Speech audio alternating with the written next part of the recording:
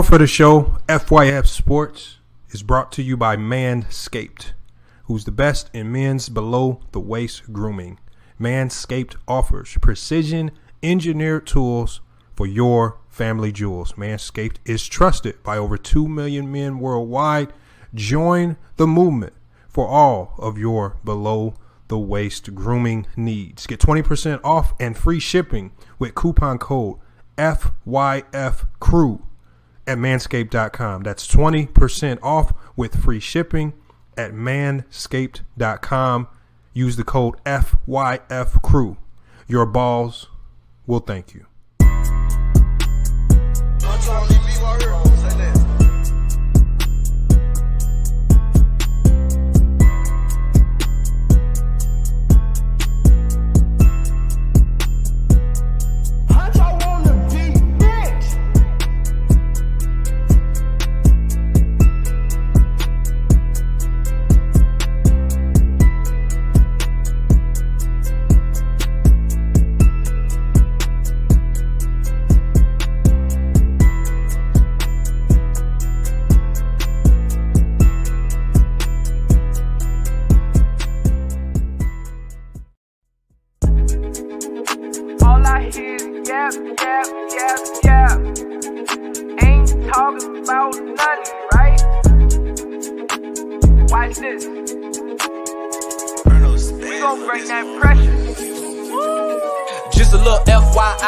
FYF, 20K sub 6 months, what's next? They been hating at first, now they calling us the best. Hit up YouTube, tell them cut the check. Just a FYF, 20K sub 6 months, what's next? Woo, fuck your feelings, we all know who the real is. I be getting to it, ain't wasting no time. Walking straight in, we ain't waiting in line. Fuck your feelings, you don't care about mine. You a YouTube gangster, don't be yelling out slime. Or you talking LB, talking Ticket TV. Ain't nobody watching them, all the viewers be sleep. 5 years in, all your subs is your friends. Ticket TV, watch the cars again. Just a little FYF, 20K sub 6 months, what's next? They been hating at first, now they calling us the best. Hit up YouTube, tell them cut the check. Just a FYF, 20K sub 6 months, what's next? Woo, fuck your feelings, we all know who the real is. All know, shop don't close, working 24, trying to make the channel grow. Look at them, pointing fingers, hating on the low. You can't compete with our podcast show. Couldn't make it in the league, so we got on TV. Crying by LeBron like a little baby. You must be crazy, trying to ever play me. Or you super tough until it's time to say cheese. Just a little FYF, 20K sub 6 months, what's next? They been hating at first, now they calling us the best. Hit up YouTube, tell them cut the check. Just a FYF, 20K sub 6 months, what's next? Woo, fuck your feelings, we all know who the real is.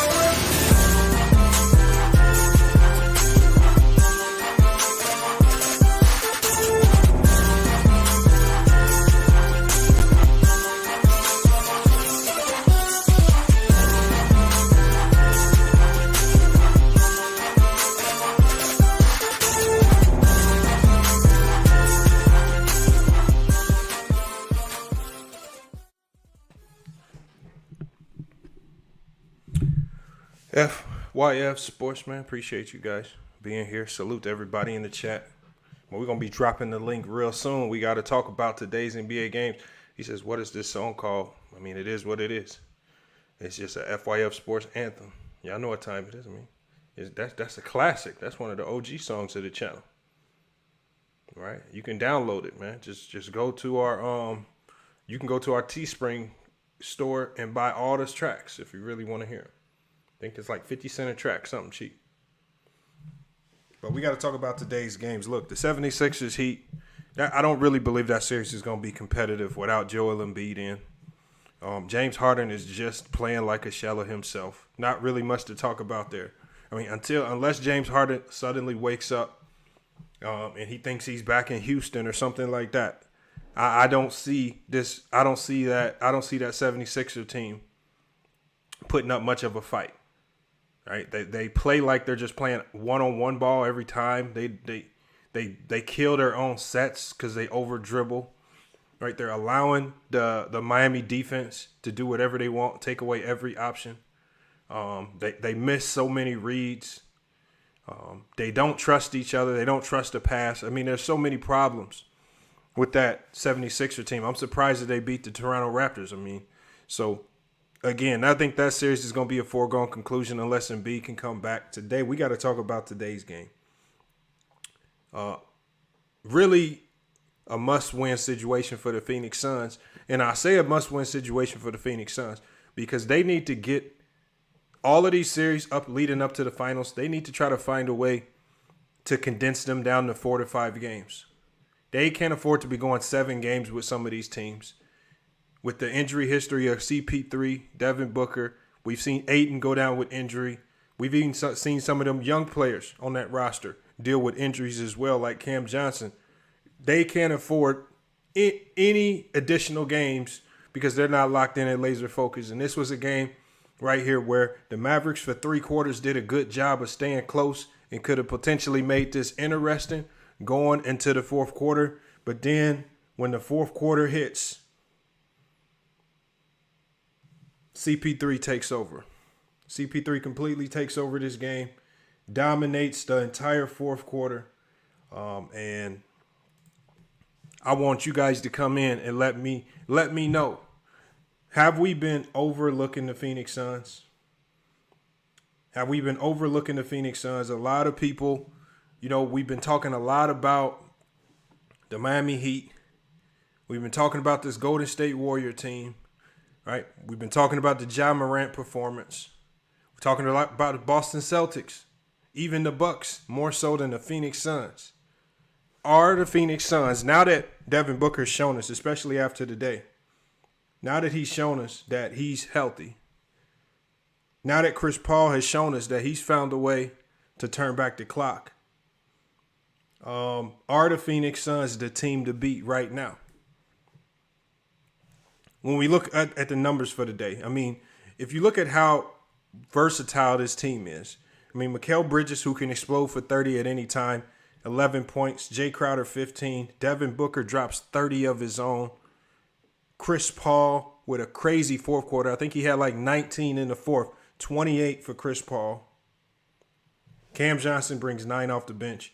And it looks like everybody on their bench scored other than Torrey Craig. That's everybody who actually played. But just a complete team effort. The defense still comes and goes. All right, but this team does lock up and play defense when their number is called, when things get tight. Well, we got to bring you guys in. You guys got to let us know, are the Phoenix Suns a legit contender to win the championship this year? And Eastside 81GZ8, he says, to me, it's the Phoenix or Golden State. But truly, is it Golden State the way Golden State's playing it? Golden State now without Gary Payton II in there to defend Ja Morant. Ja Morant's looking like he can do whatever he wants with that Golden State Warrior defense. That defense looked a little different without Gary Payton on Ja. It just did. All right, it's looking like Dylan Brooks is going to probably be suspended for the next game. I don't know. The NBA hasn't come out and announced it yet, but I expect the NBA to come down heavy on Dylan Brooks for that foul, primarily because of how costly it was. But you can't do what he did. I mean, he barely left the ground. He just took a swipe, took him out of the air. It was a completely dangerous play, uncalled for, unnecessary. I think he's going to get a 1-game suspension. And see, the refs really set this up. I mean, if you're a Memphis fan and you want to complain about that ejection, the refs set that up. As soon as I saw that foul happen, I said he has to get ejected because of how weak the ejection was on Draymond Green. And that's the precedence you set when you start calling these very, very ticky-tack flagrant twos. So now you forced yourself, because of the precedence you've set, You forced yourself to now have to eject every player who makes contact with the head to that degree. Matt says it was a dirty play, period. Wasn't called for. Yeah, it was definitely a dirty play.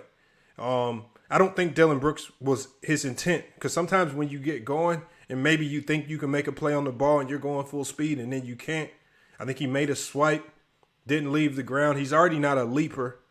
And Gary Payton is a leaper. That's the problem right there. Then he comes from the. It's not even like he was on the strong side. He came from the weak side and came across his body. Did not come close to making a play on ball. And now Gary Payton looks like he's probably going to be out for some extended time. All right, but we're going to be dropping the link. I want people to come in and cook. I need you guys to let me know who is your title favorite to win it all. Because the way the Phoenix Suns closed that fourth quarter out, closed the Mavericks out, it's potentially looking like the Phoenix Suns, they're a team that cannot be just forgotten about. The way Chris Paul, a lot of people, what's the stigma that people like to put on Chris Paul? People like to run around and say he fails in the clutch, he chokes, he does this, that, and the other. But in this fourth quarter, he didn't need a buzzer beater to have a clutch performance. He didn't need a shot under the last 2 minutes to show us his whole fourth quarter performance was clutch. That is the epitome of clutch, showing up, performing when you're needed most. And why aren't games like this labeled as clutch performances? Why do you have to hit a buzzer beater? Why do you have to do it when there's only a couple minutes left? He came up clutch big early in the fourth, put Dallas away, and was able to go sit on the bench for the rest of the game, along with the other Phoenix Suns starters. Man, I agree. Luka definitely needs to pass the ball more. Luka is playing so much hero ball, it's starting to get annoying, especially for people that really dissect the game. It's starting to become glaring now how much how selfish he's becoming, especially in late game situations. He's not passing the ball, and it's starting to, so much so it's starting to become a detriment. Yes, man, and see that's what they're starting to do with Luka. They're going to put him in these pick and roll situations because they switch everything, and they're just going to ISO him, knowing that he has to expend so much energy. He has to expend so much energy on the offensive end because he doesn't pass the ball. He already doesn't have the mobility to guard, but he's not going to have the energy to even give effort. A lot of those plays with CP3, he couldn't even get effort. Right? Deion Reed says can't blame Porzingis. Now Luka's always been selfish. Yeah, I mean you can't blame Porzingis. You're right, because you got to realize Porzingis was actually the one bailing him out on a lot of those defensive gaffes. Right? Porzingis is actually a very underrated defender. He's a very good defender. He just doesn't get a lot of credit for it. And so this is one of the reasons why the Dallas Mavericks is rumored that they're looking to maybe make a move for a guy like Rudy Gobert. Ricky E245 says Gary Payton's going to be out 3 to 5 weeks, fractured elbow. So, yeah, that's looking like he probably won't be back till close to the finals if they even get that far. All right. And, I knew Memphis was going to get one of those games, right? They're due for a big performance. I just don't see this series going past 6 games, though. 5, maybe 6. It's just hard for me to see Memphis being able to steal one in Golden State. It would be a big-time surprise if they did. Let me get this link ready. I want to get a few people in here before it's too late, because we got to chop it up today on a lot of different things. Extreme says Luka, a young European Harden. No, I wouldn't even call him Harden. He's a little bit more unique than Harden. I think he's a little bit more unique.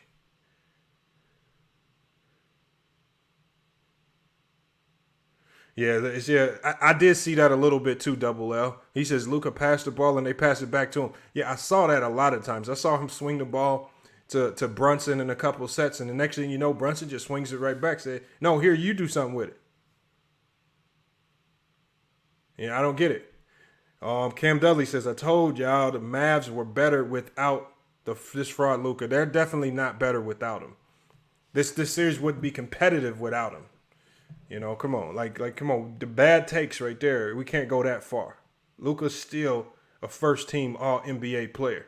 You can't take that away from him. It hurts not having Tim Hardaway Jr. on the floor. It hurts not having Porzingis.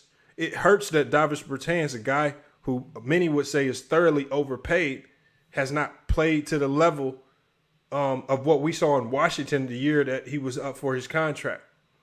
Spencer Dinwiddie, a guy who hasn't looked the same since that knee injury. I mean, he had a pretty solid year last year, but he hasn't given this Maverick team the scoring punch that many thought he could. He just hasn't. Spencer Dinwiddie's a poor man's ISO player. He's an ISO player that's not extremely gifted at going ISO. Isn't that odd? And this is what Luka now. Luka's gonna have. Luka kind of has to deal. Like, how do I share the ball and not just share the ball, but make sure I'm giving these guys the ball so that they're comfortable. They feel comfortable enough to actually make a play on the basket to look to score. Because otherwise, it is like what Double L is saying, which means they're swinging it right back to him. Anthony Celestine said Luka ran Dennis Smith Jr. and Porzingis out of town. Now he's going to make Jalen Brunson. I don't know if he ran Dennis Smith Jr. out of town. Dennis Smith Jr. kind of did a lot of things on his own. Got himself booted up out of town. Porzingis, probably so. I believe they felt that combination on the court wasn't going to work. Even I believed it could, but it takes a coach willing to tell Luka Doncic to not be so. He has to be more unselfish. Josh Glean says Harden is washed. Harden is definitely looking like he is washed. Again, you can tell, like, when Harden goes into some of his ISOs, that little patented, hezzy cross that he would do didn't seem like it was super explosive, but he always found a way to get a step ahead of his man. He no longer has that burst where he gets that extra step on his man and he can use his body, right, to get an angle on the rim and get a good shot up. And that's how he created a lot of and ones. He doesn't have that burst anymore. He lost that somehow. I think it's due to conditioning, and I think it's still due to the fact that hamstring isn't 100% healthy. I mean, your hamstrings are your explosion. Any explosion you have come out of your hamstrings. And he doesn't have, his game is lacking that little bit of explosion that he did have. That will give him separation, enough separation where he could get those shots off. But he can't get anything off. Hoop Jargon says Luka's IQ is way higher than Harden's. I agree. I just believe that Luka, I honestly just believe that Luka makes decisions. I think he makes some selfish decisions because he doesn't trust his teammates. That's what I believe sometimes. But yes, Luka is a very high IQ player. You got FBI. He says Harden can't play without Embiid, right? Well, that's because Embiid prevents the double team. You're not going to be able to double Harden. You can't double Harden if Embiid's on the floor. So at least he only has to beat one man. But they can load up on Harden's side. You guys heard what Spoelstra was saying in the timeout if you were watching the game. He says, make sure we keep up that wall against James Harden. Eric Spoelstra understands that James Harden is still James Harden. You still have to respect him.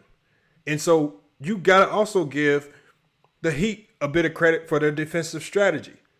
Spoelstra said it in the timeout. The cameras were on him. He says we need to keep up with our wall. We need to keep the wall on James Harden because they want those other guys. This is one of the reasons why Maxey was able to get 30. They want those other guys to beat them. And Tobias Harris, another guy, make over $150 million contract. Is he going to wake up and play up to his value? He says, FYF, are you taking Prime Harden over Luka? Prime Harden over Luka? No, I got to go with Luka. Got to go with Luka. I love Harden. I love both of their games, but I just have to go with Luka. And Lamont, you said Luka was better than Kawhi. This year, yeah, he was better than Kawhi, for sure. He was better than Kawhi this year. And he outplayed Kawhi Leonard in the playoffs last year. Clippers just had a better team. FBI says props to your B-ball IQ. You got OG mentality. Hey, salute, man. Appreciate it, man. Appreciate it, man. Haven't seen you over here, but Hopefully you sub up. Stick around, man. Appreciate you guys pulling up. We about to drop the link because we're going to bring you guys into the panel. We got to have the discussion, though. Which teams are phony? Which teams are for real? Hoop Jargon, I want you to hit that link as well. Again, Hoop Jargon, if y'all haven't checked out his channel, man, he's doing a whole bunch of interviews with a whole bunch of different sports minds, man. Another great sports channel over there as well. So, hold on. We got to... Oh, hold on. I hope that's the real Rated R Sports Debates. Mookie, can I get my $40, please? I went into your chat. I asked you. You didn't let me in. It's time to pay up, man. Kawhi Leonard didn't play a game. He did not play a game, as I predicted. It don't matter. All right. We can have that conversation, Mookie. Make sure you hit the Cash App, too, when I drop this link. We can have that conversation. But the one thing I know is he outplayed him this year in a year where you said Kawhi Leonard was going to be back. Your sources said he was going to be there.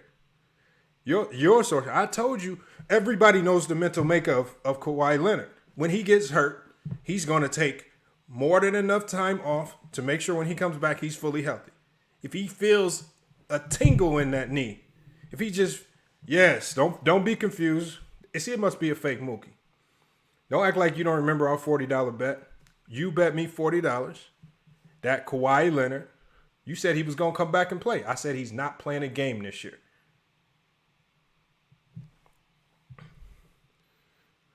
I'll refresh your memory. I'll refresh your memory, Mookie Jones. We can cue up the video. People always forget when they owe money all of a sudden. We got to go dig up tapes and receipts and all this crazy stuff. Y'all just crazy. Come on, man. Let me get this link out here. Just $40, Mookie, man. I know you got that. Let's not we ain't got to sweat it. Hold on. Let me get this link ready.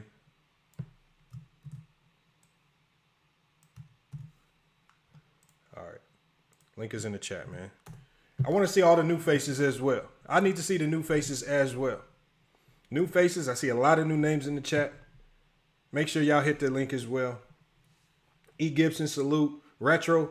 I need some more music from you, Retro, man. Retro, you sent me the one track, man, and that's like a teaser. It's one of the best tracks we've been sent. You got to send me some more music, Retro. Prince Legend. Oh, facts. Prince Legend. Facts. I need that 40 for gas. Facts. Or something. I could use it really on anything. So $40 is $40 though. Hold on, let me fix my screen. Salute, Celtics lore. He just pulled up Mookie Jones. Hopefully it's a real Mookie Jones. Yo, this me, man. I see you.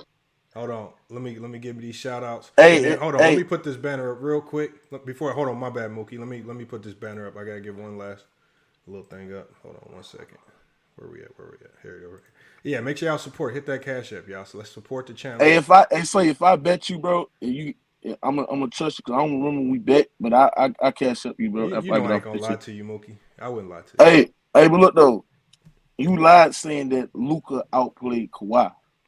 That's my opinion. I believe he did. Well, that's not factual, bro. My thing was this right here.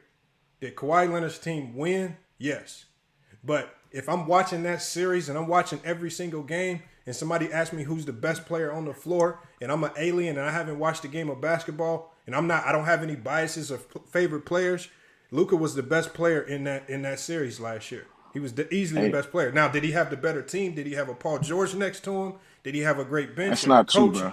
No, he did not have all that. But Luka was the best player on the floor. No, he was not. To me. Bro, Kawhi was the best player on the floor offensively. I know, but you're a Kawhi Leonard fan. You have biases bro, there. It's not about being a fan and it's about analyzing the sport of basketball. And the thing that y'all don't get when y'all comparing Kawhi and Luka in the series is the whole defensive side of the ball. See, Kawhi was giving you 30, 60% shooting and 40% from the three and 90% from the free throw line and playing elite level defense. While Luka Doncic, I don't think it was elite. Elite. It was no longer elite. Let's let Hoop Jargon finalize it. Hoop Jargon, who do you believe was the best player in that Dallas Clippers series last year? It depends on what you're looking at, man. Because y'all, this like Luka who's punching up. You got the heavily favored guy, in the Clippers, well, in Kawhi rather being part of Clippers. So it depends on your perspective. It does. Man, listen, Lamont is forgetting that basketball is played both sides of the ball, bro. I never. And when you and when you look at Luka Doncic, hold on. When you look at Luka Doncic, you look at Kawhi Leonard. Even though Luka Doncic is putting up the similar numbers, which is 30 points per game, both guys was averaging 30 points per game. Kawhi Leonard was giving you elite level defense, guarding the opposing team's best player, and scoring efficiently from the field. If he was guarding the opposing team's best player, that means he was guarding Luka, and Luka was putting up historical numbers. Well, here's the thing. Hold on, but here's the thing. When you look at the matchup between Luka, he wasn't guarding the other team's best. When you look at, he wasn't playing his best defense. Yes, he was. Score-wise, he was great. But you got. Yes, he was. The thing is, you didn't watch the series. People who still say that Kawhi Leonard is still again, I'll give you the year before defense was pretty solid. That year against the Clippers, his defense started to wane. Bro. No longer the same defender, especially on ball. Well, you say he was terrible. He was still off great. ball. I just feel like Luka was better. But you said out your mouth that he was terrible off ball. No, I said in 2020 he was terrible off ball. That was a whole different series. Hey, what I'm saying is that when you look at it, Luka had a 3-2 lead going to it. When you look at it, Luka had a 3-2 lead going into his house at the American Airlines Arena. Kawhi Leonard dropped 45 on efficient splits, and he guarded Luka and locked his ass down. Look, hold on. Simple, I don't want to have a Kawhi Leonard conversation. It was my opinion. I'm just saying, like your opinion. You spewing lies talking about Luka. Everybody knows you gonna come in here and support Kawhi Leonard. I'm not listening. I don't knock you for that. It's just an irrelevant. I'll just say I had to call you out on your live. I got you. We can move past that because Kawhi Leonard didn't play a game this year. He is irrelevant. He's nothing to talk about until he gets back on the court. That was just my opinion from years ago. We talking about currently right now. Luka's playing. Kawhi Leonard's not. We don't know if we're gonna see him on the basketball court again. Right now, Luka's here. So man, this again, nigga crazy, man. Come on, man. I don't know why you be capping like that, man. Why you be capping? But you act like it's far fetched. They're both first team All NBA players. To say one is better than the other is really far fetched. You trying to put Luka on Kawhi's level? He's not on that level. Were they both first team All NBA? Yeah. But so it's not far fetched to say one is slightly better than the But other. one guy was first team All NBA. It's just about your favorites. One guy was first team. Hold on. One guy was first team All NBA, and the other guy was second team All Defensive Team on the same year. I give you that, but we're talking. You asked me about that series, not the whole year, and I said in the series, I feel like Kawhi Leonard's defense wasn't All NBA defense. What? And especially in 2020, when I broke down the footage, I broke down the footage already. Hold on, we talking about 2021. I do something called film study where I slow the game down for y'all. I highlight certain situations. I run the play slowly so you can see the player that's making the defensive breakdowns and what's creating the defensive breakdowns. Who does it start with? Who does it end with? Again, his defense is no longer the same since 2020. He's good, but is he that Hall of Fame level defender that he was, like he was in San Antonio, even when he was in Toronto? No longer. Nobody in the league is a Hall of Fame caliber player defender right now, bro. Draymond Green is a Hall of Fame caliber defender. Man, stop it, bro. See he's a great. He's elite. He's great, but when you talk about Hall of Fame, hold on. When you look at Hall of Fame type caliber defense, you're talking about all time top 10, top 15 all time great defenders. Right? Hold on. And I don't put James. The Hall of Fame does not consist of 10 players. The Hall of Fame consists of hundreds of players. So to have Hall of Fame. I'm talking about Hall of top 10. I'm talking about Hall of Fame caliber defense. When you look at the Hall of Fame caliber defense, that means you put on this all time great defender list. Yeah, and Draymond Green does do that. Okay, that's cool. He's top 30, top 25 defenders of all time. Out of 6,000 players that played in the NBA all time, that's pretty good. I know that's pretty good. That's in the top 1%. But what I'm saying is that it's hardly a few players that's playing on a Hall of Famer elite level type defense in the league, right? So when you think about it, how can you sit there and put a guy that was one of those players? Hold on. I know that. I understand. And he lost injuries. How can you put a guy who plays one side of the ball, or a guy who's elite both sides of the ball and more efficient than this guy, and playing two sides of the ball? I didn't say Luka is a better player. I said in that series, I felt he was the best player. That happens. He wasn't, bro. I know. And Mookie, I have the stats. I have the eye test to prove it. It's okay. And I got Mookie. It's okay that we disagree. We can move on. Kawhi Leonard, you can have it. Kawhi Leonard is your favorite player. I know you're gonna defend No, he's not my. to the day you die. Player, I'm cool with that. I'm just saying. We gotta get to the Phoenix Suns. We gotta talk about players that's actually hooping right now. We don't know what Kawhi Leonard's gonna do when he touches the floor again. That man, his knees might just fall off. Again, I don't know what might happen with him, but we got to see when he touches the floor again. Hopefully, sometime next season. I'm hearing All-Star break. What? Man, he's ready open tonight, man. Stop no All-Star break. I'm just telling you. Hold on. Was I right about him not playing a game this season? Man, anybody could have predicted that shit, man. Listen, you didn't. I didn't say he was playing this year. Yes, you did. I said it. I said made a bet. Bro, I don't remember we made the bet. You ain't got me on screen saying that we bet and we played. Mookie, so I'm gonna cash up, Yeah, it is recorded, Mookie. All right, when I said this on your channel. Nah, I ain't never seen nothing like that. Mookie, if you know who reminded me of the bet? Hold on. It was Ed came in my chat. Ed came in my chat was like, you owe Mookie 40 because Kawhi Leonard about to come back. Remember the reports that kept creeping out? Listen, if I said it, I'm gonna trust your word. I'm gonna cash you. You want to get off this shit, and I got you, gang. It ain't nothing serious, bro. But what I'm saying is this: I had to check your ass because I tuned in and I heard you saying Luka outplay. Why I had to just check that right quick. I believe you did. Okay. But again, But let's get back to the game. That's what I'm saying. It's neither here nor there. Like I said, it's neither here nor there. We're gonna start with you. Then we'll go to Hoop Jargon next. Who is your title favorite right now? Is it the Phoenix Suns? Do they have to be the number one contender to win it all right now because of how they playing and because of they're fully healthy? Or do you have another team in mind? Yeah, it's the Suns coming out the West. It's the Suns coming out the West, man. They defense, and you got a guy like Chris Paul, who's one of the clutchest players in the league right now, especially in that they offense where they move the ball and they defend, and they got a low post guy in DeAndre Ayton who can dominate any given point in the game. And then you got two of the best backcourts in the NBA right now, and Chris Paul and Devin Booker who playing at a high level, man. The Suns, when you look at this team, bro, this team is complete. They defend, high IQ team.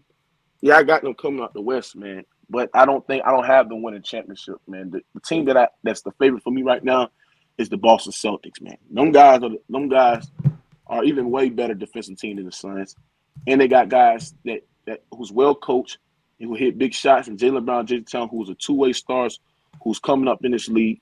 I got the Celtics, the favorites to win it right now. But yeah, good credit to Suns. They played good, man. Chris Paul, that nigga was snapping, bro. He did his thing, bro. Y'all played Luka in that fourth quarter for sure. But it just told you that for people need to stop putting Luka Doncic on this upper echelon superstar player, bro. This dude is only great one side of the ball, bro. Like, we see teams literally go at Luka Doncic one-on-one, bro. Real talk. So he's not a top five player. He's a great player, a great scorer, but he's ball dominant and he's selfish. I mean, he's a great passer, but he has to be the primary scorer for this team, man. And in the Dallas offense, it's not good offense at all for me, man. Go ahead, man. Look, he had to throw the Luka shots in, man. This man does not like Luka whatsoever. I like Luka. I fuck with Luka, man. I fuck with Luka. Luka is great, bro. He's great. But at the end of the day, man, he just not top five yet. He's not. He didn't take that next step yet, man. So it is what it is. Mel O'Reilly TV says we having deer meat burgers when the Celtics get done with the Bucks. I don't know, man. I think that series is going 7. I don't know. I have to see it when it's done. But the Celtics did look good in Game 2. Hoop Jargon, who you got winning it all? Do you got after the nice performance? Chris Paul looking like the old Chris Paul. Are the Phoenix Suns the team to beat in the NBA right now? Well, here's how I look at it, man. When I'm looking at like a series finals contender with my emotions out, my Lakers out, so I ain't got a dog in the fight. I look at execution, defense, and health. Those are 3 things I look at every time. And so with that being said, I'm going to say one that's not going to be a favorite. 3 years ago it would have been. But yeah, right now the Phoenix Suns in the driver's seat. They dictate what's going on. Obviously, they have the pedigree of going to the finals the year previous. What I love about them too is you got Chris Paul with the Renaissance game, dog, coming back as a point guard savant. He knows who he is, and I was just talking about the other day with some brothers, like his use of the mid range, which is a dead art now. When you see guys like DeRozan, a throwback player, it's funny to even call him that. But guys who play within their game, know what they are, and they impose their will in a smart fashion. That's why I take issue with guys like Westbrook and Harden and FYF. You definitely know that. But with Chris Paul, again, a guy with such a controlled game, and you got all the talent around you. You got the youngins around you. You got everything that you need for a championship nucleus and the championship pedigree, having been there recently. So I look at them, and I also look at Golden State, man. Like Golden State, to me, is a team, if they can stay on all cylinders, rather. I know with GP2 going out, possibly for the series, that can be problematic. But guys who understand who they are, can play defense, and stick to what they do, I give them a puncher's chance. And again, execution is a big thing for me. When I watch, you go to state sometimes, Steph doesn't start. So there's no ego there. Guys know why they're there. And like y'all just mentioned, with Draymond, who's a Hall of Fame defender, whether y'all want to accept it or not, when it all shakes out, Draymond Green will be regarded as a Dennis Rodman-esque defender. That's just facts.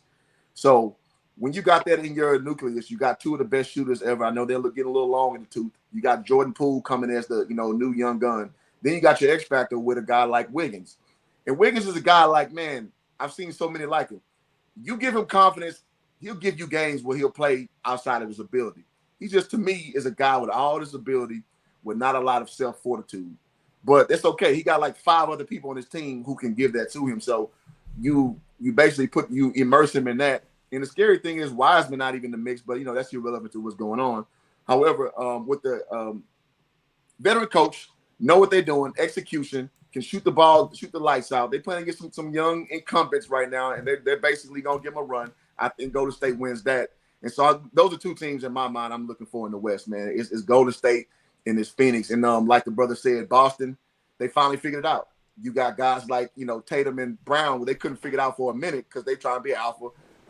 Tatum trying to be Kobe 2.0, and they learned how to work that. And maybe with Brad Stevens stepping away, maybe that's what they needed. Maybe, Udoka coming in and giving them that gospel in a different way that they understand it. So definitely my favorite out the East, along with the Bucks. But as far as what's relevant to what you asked me, I'm excuse me, definitely looking at Phoenix and Golden State on that side. I like the comparison you made. You know what? You know who I think Wiggins is? This is crazy because this team had Wiggins. I think Anthony Edwards and Wiggins are the same player. The only difference is that Anthony Edwards has a higher motor. Yeah. And with that additional motor that he puts in, it just looks different. And the impact of his numbers just hits a little different. And I think Wiggins could be an Anthony Edwards type player if he just played, he just gave a little bit more effort on both sides of the ball. Sometimes he's just too casual with everything that he does. And Lamont, I would say he's just not a confident guy. Like, because if we remember things in context, he's supposed to be like the next LeBron, right? Yeah. Well, more or less. Like, because in high school, he was that guy.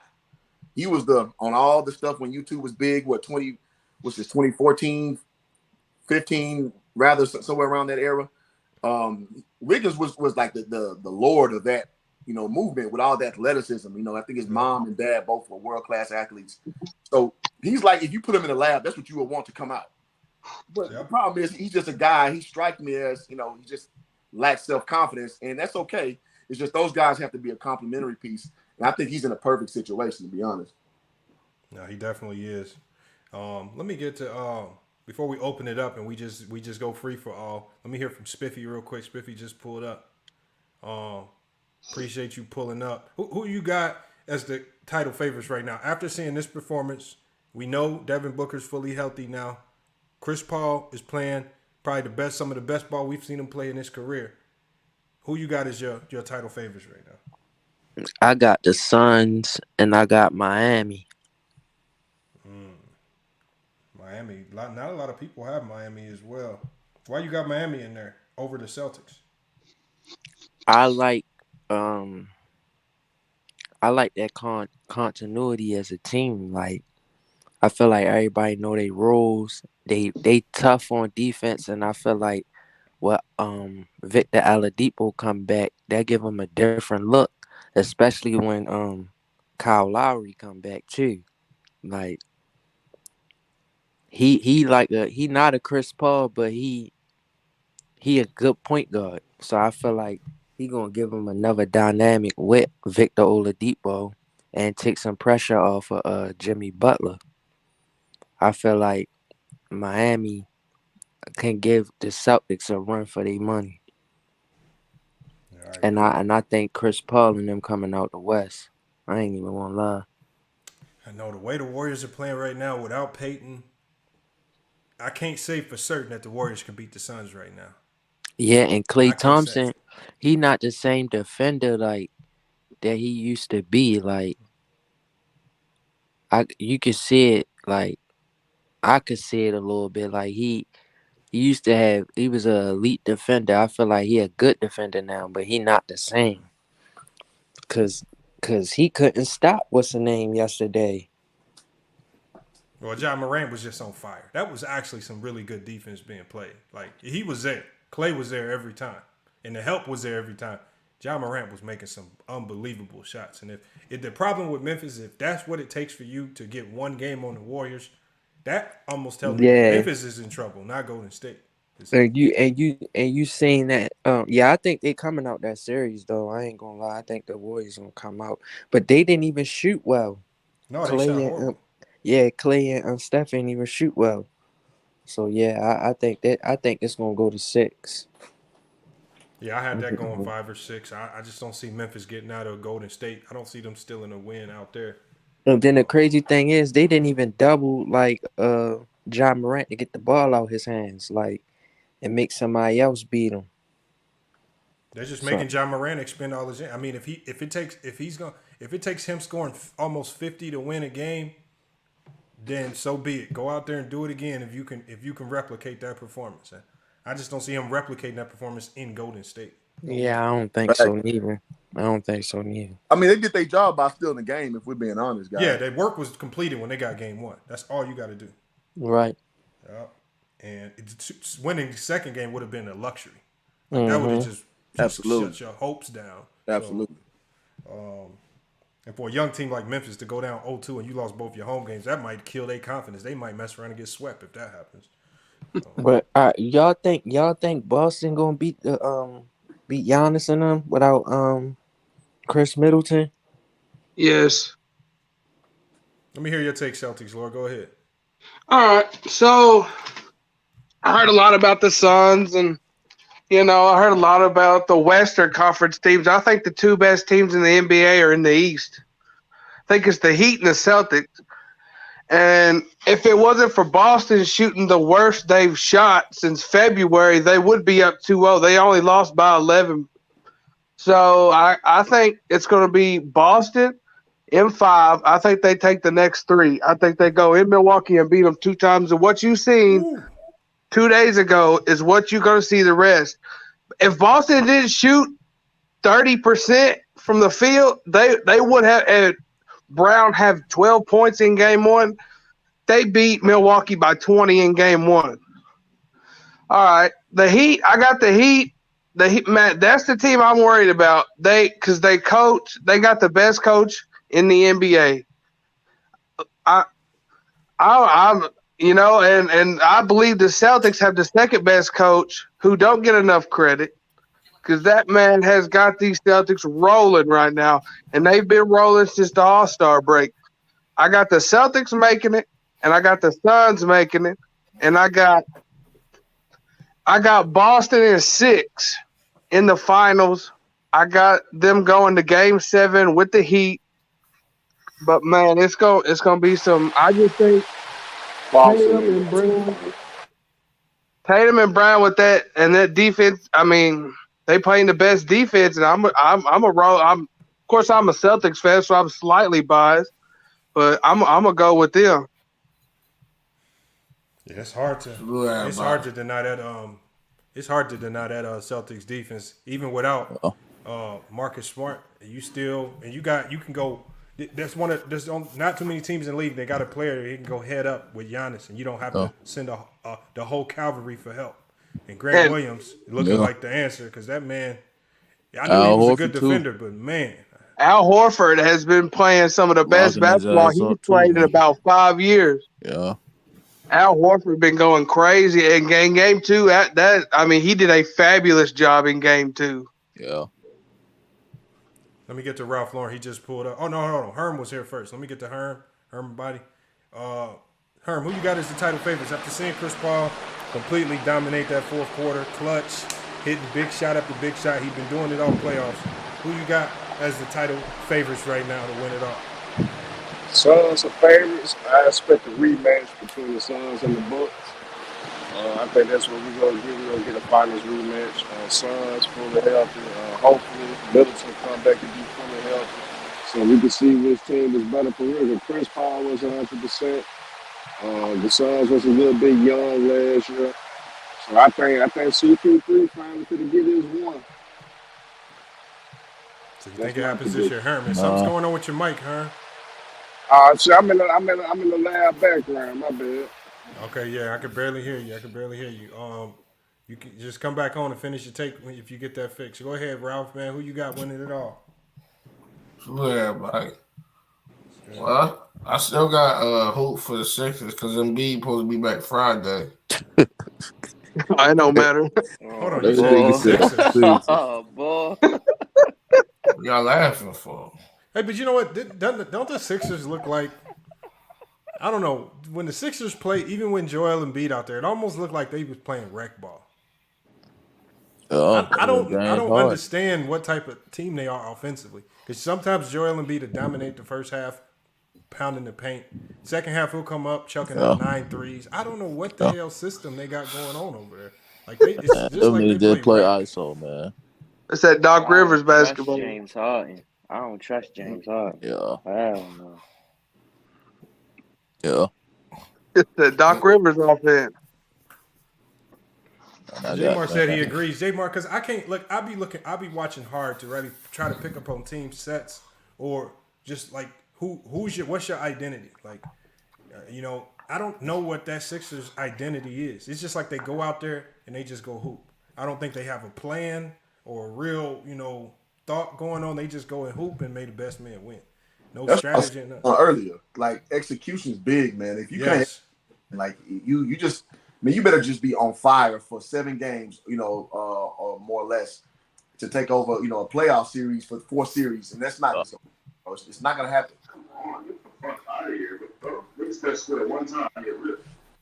Man, the Celtics gonna win that shit, man. And if the Sixers don't win, I got the Bucks. Hit the link, Nico. You can pull up. So anybody that want to join, just hit the link. The link is in the chat. Yeah, the Sixers don't make it, and I got the Bucks from or the Warriors. We can put a small wager on that. Y'all think the Celtics just finna lay down because they got Giannis, because the Bucks got Giannis. It's not about Giannis. They a better team. No, they not. That's a horrible. Come on, bro. Y'all trust Marcus Smart as your point guard. I trust him on defense. Marcus I trust him on defense. He's not better than Drew Holiday on defense. Come on, bro. Middleton's out for the whole series. The second best player is white defensive player of the year, right? He about to win defensive player of the year, right? He's not better defensively than, I don't care what they'll say, Drew Holiday. That's your opinion. That's your opinion. You're right. That ain't facts, bro. What? Come on, bro. You just said Marcus Smart is a better defensive player than Drew Holiday? Drew Holiday don't make dumb decisions on. I got a question. On defense. Marcus do. Shit, apparently Marcus Smart don't. We got that trophy. Salute. Why is everybody putting the Celtics in the finals, bro? Oh. Who playing better than the Celtics right now? I don't think they match up with Miami, and I don't think they would beat Milwaukee with Chris Middleton. They may not even beat Milwaukee without him. You're not there. We talking about. I know he's not there, but my point is that their offense is erratic. They take bad shots. Oh yeah, their defense is great. I'll give you that, but their offense is still they are not reliable. Brown, Tatum, they'll fire off bad threes all day long.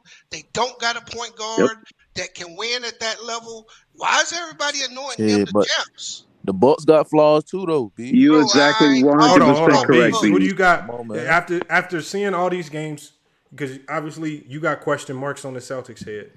Who, right? If the Celtics got a lot of questions, who do you got as the team favorite to win it all?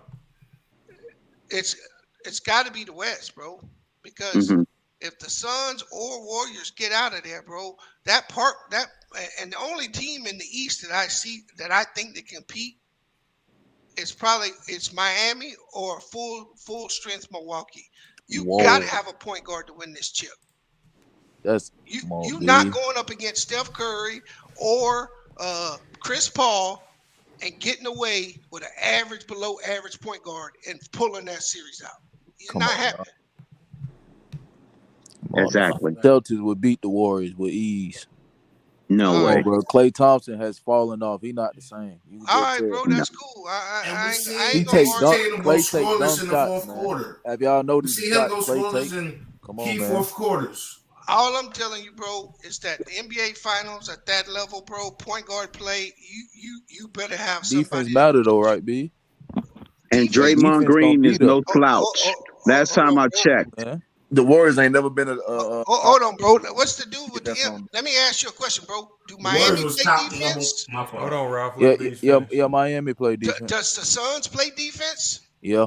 Do the Warriors play defense? But they don't play it like the Celtics. No, I didn't ask you that. They all they are, but they don't play it like the Celtics though. So if you got a schematic disadvantage at point guard when you got to go up against Chris Paul, that's your ass, bro. But apparently, hey, that's how you know. Look at the screen, y'all. See, that's how you know I'm doing something right, bro. There you go. That's how you know I'm doing something right. Somebody said he came all the way over here just to say that. Hey, man, salute to Doofus Sports live stream. They spell your name right? Nah, and he didn't spell my name right. That's the only thing I'm upset about. He spelled your name like he spelled it like a Mexican carrying bananas. If Marcus Smart and the Celtics, that's for Cinco de Mayo. You say they gonna right. Hey, Bees, his name Marcus Dumb, not Smart. No, bro, I'm just saying they got a good team, bro, and they could win it. But why are we anointing them?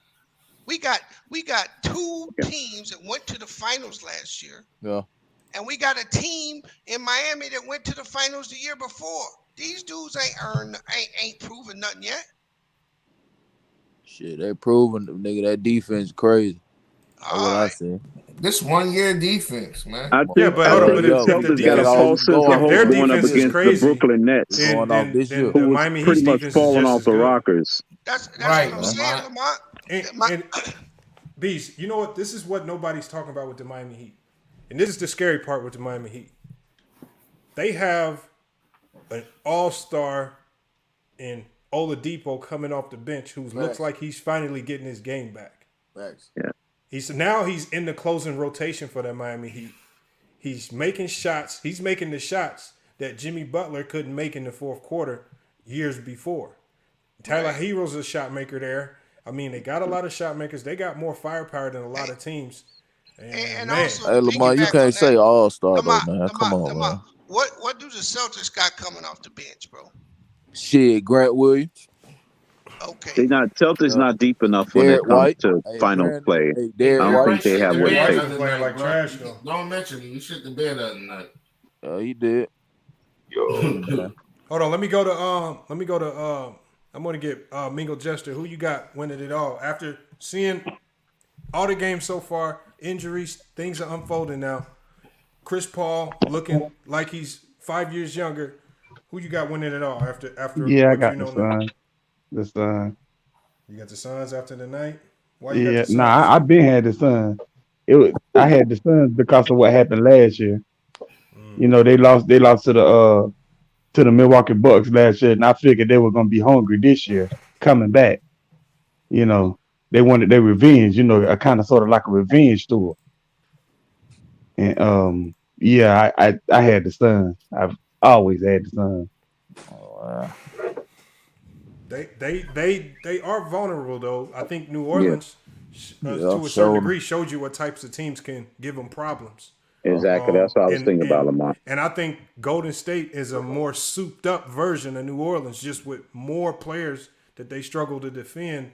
So again, Golden State is probably not a team they want to meet up with, but they're going to have to go through them, I believe, or hope that Memphis upsets them if they really want a shot. To me, I just don't think the Warrior matchup is going to be favorable to the Sun. Agree. I disagree with that. I agree. I disagree. About matchup. Let me hear from Crypto too. Salute, Crypto. Appreciate you pulling up, man. What you got on? No, I agree with kind of what you and Bees was saying. When Bees was pointing out, you just can't anoint the Celtics because they had a few out-of-body experience type games against subpar teams. I can't just buy into that. Not just quite yet. They haven't proved us.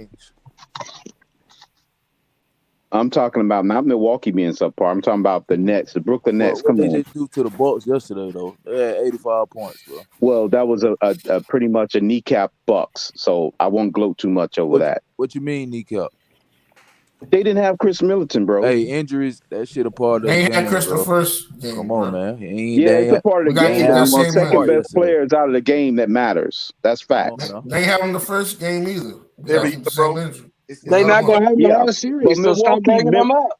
Milwaukee is known for having subpar game twos. They did it against the Bulls, and look how that series turned out. Hey, so this ain't the let's Bulls. not get carried away. Bro. This not the Bulls, though. Was Big Dog.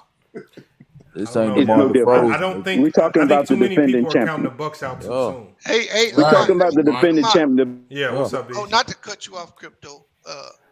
But let me They ask played for the last 2 years. Here's why I question the Celtics, right? As bad as the Nets played, the Nets had an opportunity to win 3 of them games. Yeah. They did. Exactly. They had an opportunity to win 3 of them games. And Kyrie was playing like trash. And the Nets defense was trash. But they were still right there. Yeah. It took a miracle shot at the end of the game in game 1 for them to win. What happened yesterday then? What happened yesterday? Yeah, but you see how when you still win. Yesterday was a wash. Hey, who that out? Who that talking? It's Melo, B. Melo. Going on. Hey, yeah. You don't put some cheddar on that, Melo? Shit, on the series? Yeah. Yeah, we can. Yeah, what you gonna do? We can bet 100. All right, make it 2. Damn, he spiced it up on you. Damn. You about to make it 2. Man, oh, hey. And the Hold on, what series? What series? The Celtics in the Bucks. Yeah, it's 1-1, bro. Yeah, please just take the 100, man. So it's basically 0-0, baby. All right, I take the 100. Best out of 5 right now. Hold on. I'm gonna put it on the screen. So if we need to come back and fact check it, I'm gonna put it on the screen. Hey, we need the APB out on this nigga, bro. Oh no, come on, bro. I ain't no. Come on, no. Hey, if you want to, we can middleman. Shit, I ain't tripping. No. I go to work. Your word is good. Everybody's word is good over here. You good, Melo? You good? Yeah. Hey, just have my cash. Y'all. Hey, B. I'm trying to tell. They not finna lay down for no Bucks, bro. I don't give a fuck how good Giannis is, bro. I don't think any team gonna lay down at this point, bro. Right, not at this stage. It won't be no laying down. I'm gonna let it sit on the screen so in case we need to come find it. Come on now, B. Hey, bro, I'm willing to go bankrupt over these Celtics. Who won't? I don't think you can beat this Celtics team with one superstar. Yeah, damn. Y'all know Giannis got 52 points on 52 shots, bro. 52 shots. It's 52. That's crazy. Hey, y'all, let me hear from Nico Savage. I haven't heard. It took almost Ja Morant the same amount to score 47 points. Nico, you said you wanted to jump in this conversation. What you got on? Yeah, I wanted to ask a question. I just wanted to ask why everybody got the budget Warriors winning and not the Warriors. You said who? No, I'm talking about the Suns. I don't get it. Warriors streaking. Hold on. They the budget. You said the budget Warriors are the Suns. That's what you're saying. That's bad, J Mark. Why do we have them beating the Warriors? I don't. That poses a bad matchup. It's about how many people can Draymond Green frustrate. Book it. Okay, J Mark. You see that B said it's a bet. Confirmed. It's locked in. B's and J Mar is also locked in. So we got B's and Melo Riley and we got B's and J Mar, both $100 bets. So we got $300 in escrow right now. No, is that what you're saying? So he said $200 on the previous bet. Two $100 bets. No, he didn't want to do that. I'm going to the casino with that. Hey, I just told you I'll go bankrupt on these celery sticks. I don't need Hey, Bees, don't worry about it. The escrow account is good. All right, bro. Hold on, Crypto, you betting too? No, I'm not. No, I agree with Bees. No, I'm not betting him. I agree with him. Bees about to collect, man, if he hit. No. Hey, y'all seen yesterday when Giannis had to call a pick to get Grant Williams off on? Grant Williams. I'm gonna tell you guys why Grant Williams is such a good defender. Nigga strong, man. No, it's not just because he's strong. So you got to remember him back in his Tennessee days when he was much heavier. And he was a good defender. See, when you're that much bigger, you already have to be smarter. So when you're slower, you're not as quick to jump on every move you see. You hold the ground. And so with him, now that he lost weight and got in better shape, he still has that habit of holding his ground, not biting at every single move that he sees. Right? So Giannis, he's making Giannis, and if you watch what he's doing, he's making Giannis play one angle and one angle only, and he's gonna stay with you because he's completely taking the other one away. FYF, let me expound on that, man. He's gotten bigger and stronger, Lamont. I played against PJ Tucker in college. Man, played at UT. I played at Prairie View A&M, small D1. Yeah, and that's what makes PJ Tucker so great because, like, at the time, if we remember his career in context, he's been 6'5" forever. Yeah, and they try to make him into like a swing man, and which never was in the cards, but they tried to, right? But one thing he's always been is a low base, low center of gravity, smart player, and it's funny how on the back half of his career you see it go. So it kind of goes right into what you were saying because if you kind of was kind of chunky and you know how to use your body, timing and holding your base well, that translates well because a lot of guys are pretty predictable with their movements, and a lot of guys don't have counters, like that.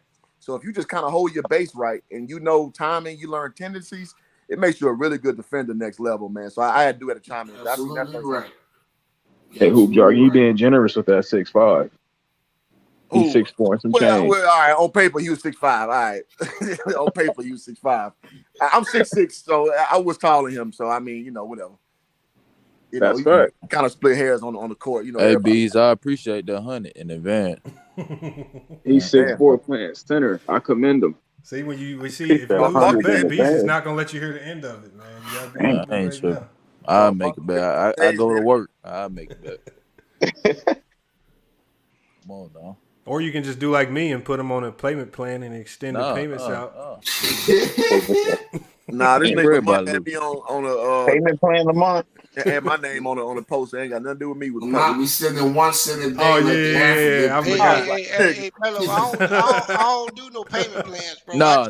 Hella interest, bro. You can do a payment plan straight up. This nigga Lamont, man. Hey, I'm gonna address that. Yeah, Bees put like $25 on a $5 bet interest, man. Put that shit on what's that shit? Affirm. You can pay it off. Still work. That nigga $50 in the rest of food stamp.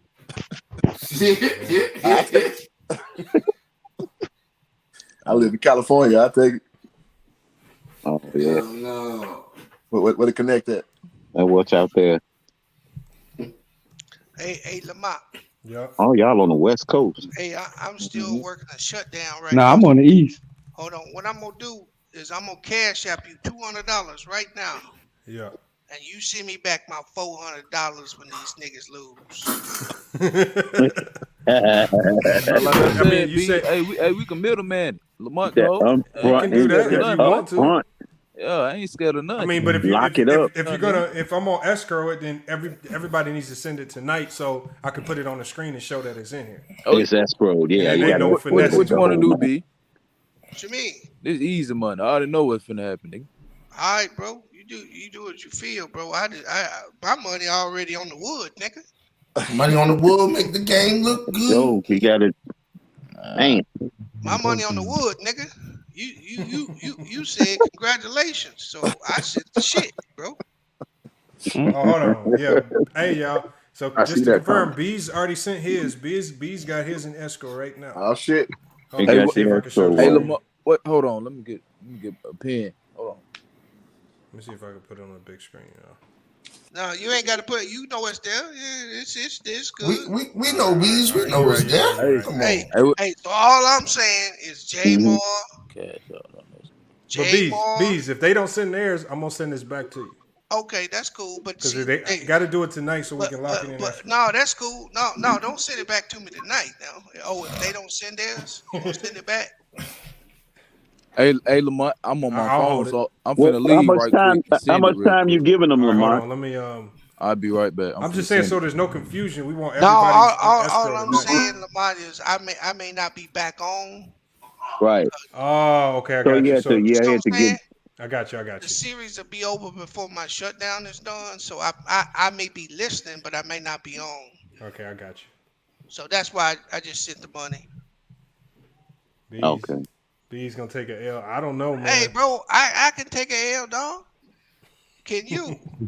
I mean, J-Mar got to put his in that. Them Celtics is worth putting that money on. Putting that money against them Celtics. No, they don't got to put their money in escrow. I'm just putting it in your hands, Lamont, because, like I said. Oh, just in case you lose, I can have it to send to him. Yeah, because I got you. I won't be on to the series. Okay, yeah. So yeah, I don't have to. You don't. If you still here, Melo, you don't have to put it in escrow. He left. J-Mar.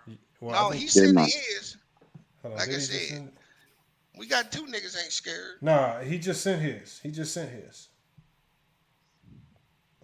So you got 300 total? No, 200, bro. No, he said somebody else sent 100. I got J-Mar's. If he loses, I got J-Mar's 100. I got Melo's 100, and then I got Melo's 100 if he loses, that I can send to B. I sent it to you. Yeah, I just got it. Yeah. Hey, nigga, what you thought I was playing? No, you nigga, I ain't playing. Hey, good to see you. So y'all take notes, man. These other channels, everybody with these bad bets, man. Yeah, you had on note. Middleman. I saw when I first tried to get on. Before I got on, you had what's his name? What's that Mookie. nigga name? Yeah. Mr. Bill collector himself. I heard Mookie owe a lot of bets out there though. That nigga owed me $75, bro. Oh, man, we gotta get him back. Yeah. That's sad, bro. I was finna let him middleman some of my money. Hey, I guarantee you he didn't see no cash app like he said, Lamont. Nah, hell no, he didn't sit there. Damn. Mookie didn't move the goalpost, did he? Bro, I don't know what he moved. That's sad, man. Hey, I gave the Albuquerque, Lamont. I gave the nigga a plea deal. He still didn't pay. Damn. So he agreed to the plea deal and still didn't pay. He the one. He goes, I said, bro, I think we bet 200 or I think we bet 200. I said, man, the Clippers gonna be in the fucking play-in, bro. Oh, they ain't. I bet you. All right. Then when Paul George got hurt, he said, the bet off. I'm like, ain't no bet off, nigga. All right. You can get out of it for $75. All right, I'll see you $75. He ain't saying shit. Damn. The K2 sales went down in the city, man. Damn. Hey, Bees. What's up, bro? Hey, is you gonna turn on Giannis once he lose you this money? No, bro. Why would he turn on Giannis? Giannis is that dude. Well, nah, Beast is good for turning on players. If you lose money, Giannis is allowed to have a bad game. If you're the best player on the planet, he ain't played good game. No, Lamont, that was just you and them whack ass Suns. They cost me $600 last year. You said bet on them. They gonna win it. They gonna win game 5. All right. They got swept. They do a full streak. They dropped 4 with a roll. Bet 6 on one game, bro.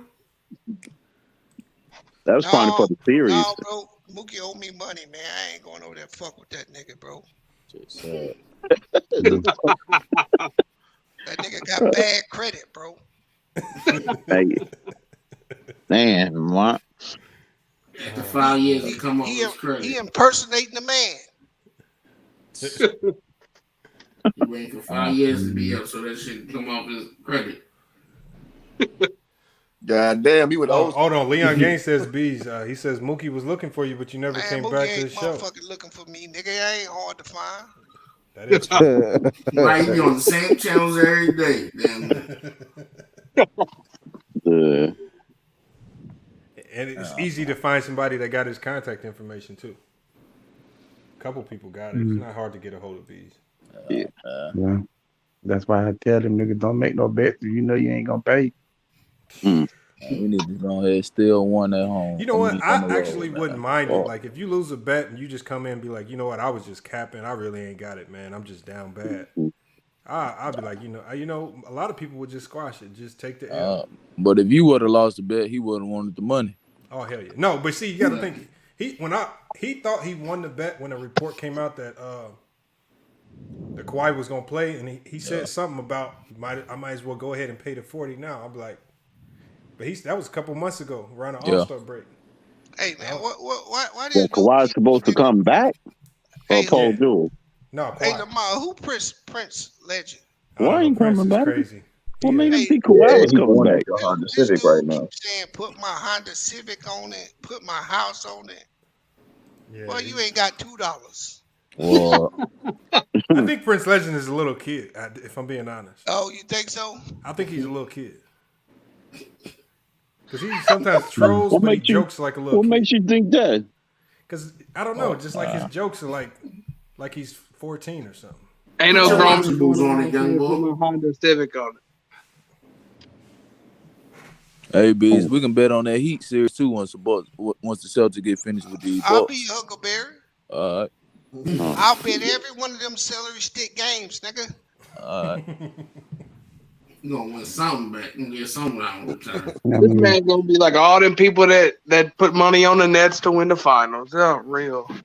No. He loses. The Celtics gonna take that money too. Well, Man, the Celtics got it. The Celtics gonna need to play a whole bunch of teams that's missing good players or they great best players. You hear that dude? hey, injury's a part of it. That's what the Bucks did last year. I don't want to hear this injury as a part of the game. Hold on, You got to rely on Bucks be the the injured team's team best last player year. to be injured for you to get by. Right, Bees. Hey, That's now you talking about the Bucks then. That's what the Bucks did last year in round 2, nigga. No, didn't everybody was fully healthy. Nigga, Kyrie was fucked up and hard. Hey, there's my suicide. It's nice. It's nice if you like homeless people.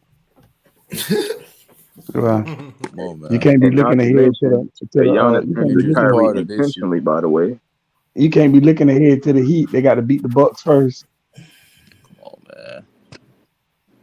They gonna lose for handicapped Bucks. We finna see. Hey, y'all. Before we forget, I want to ask everybody because I'm looking at the numbers for the Sixers team versus the Heat. They lost by 16. But when you look at the 3 top players, they didn't play horrible. I mean, Harden probably could have shot the ball a little bit better. He had 20 points, 9 assists, 4 rebounds. Maxey 34, and Tobias 21, 4 and 4. But outside of those 3, nobody else had double figures. I think the next highest score was Korkmaz with 8 points off the bench. Right? Is it really Harden? Are we putting too much on Harden? Because even if Harden drops 30 tonight, they lose. They didn't lose because of the players. They lost because of the refs. Every first quarter, they couldn't rebound. Third quarter, they keep calling all these dumb fouls, and they get play penalties early on when it's like 8 minutes left in the game. Hey, how much you say they lose by, Lamar? They lost by 16. So they actually lost by 6 because with DeAndre Jordan on the floor, you automatically minus 10. He wasn't out there. Paul Reed was out there, and Tobias was playing center. No, he started. That's the problem. That's why they couldn't rebound the ball. Paul Reed, small. Yeah, DeAndre Jordan played. If Joel Embiid was out there, it'd be a different series. No, Yang only played 10 minutes and got fouled out. Like, come on. I don't know if it'll be a different. I don't know if it'll be a different. I don't know if it'll be a different series, but it definitely be better. They couldn't rebound. Well, they got rebounded by 10. The turnover battle, they had 25 turnovers on the night. No, hold on. They only had 8 turnovers on the night. I mean, so they didn't turn the ball over. That's not why they lost. So it might have to go to shot selection. I don't know. It's starting to look like they just don't have enough firepower to win. That's what it is, Lamont. They don't have enough. The Heat got too many bodies. Got too many bodies. Well, last time I checked, Joel Embiid is not chopped liver. He do have some firepower. Yeah, but he didn't play. I know, that's what I'm saying. They missing that firepower. Yeah, because they got a strong a core of 4 players that's pretty solid with Embiid, but without him, it's just not a lot of fighting power to go up against this Heat team. The Heat, you got Jimmy Butler had a quiet 22, they're super efficient. Bam with 23, 18 from Hero, 19 from Oladipo, both of those guys off the bench, and then you just got sprinkles of points from everybody else in between. But when he got to your body. When the next time the Miami Heat gonna actually play a team with real personnel on it? In the next round. Next week they play themselves. In the next round. Next week. I mean, when last time they played anybody with true personnel? But hey, let me ask you, Carter. I want to ask everybody this as well. Do y'all think that's gonna come back and haunt? That because the Heat don't have a true superstar to rely on when they really, really need a bucket, will that come back to hurt them? Big time. Lamar, especially if they find themselves in the NBA Finals. I don't think so. Hey, Lamont, let me ask you a question. I don't think so. Outside of Steph and Giannis, yep, who's the other superstar in the playoffs? Tatum. Devin Booker. No, neither one of them is not superstar. The hell if he not? D Booker. Neither one of them is not superstar. Tatum is not a superstar. So don't that work to Miami's favor? Yeah, nope. That does. No. When you really not look playing at that it, defense, B.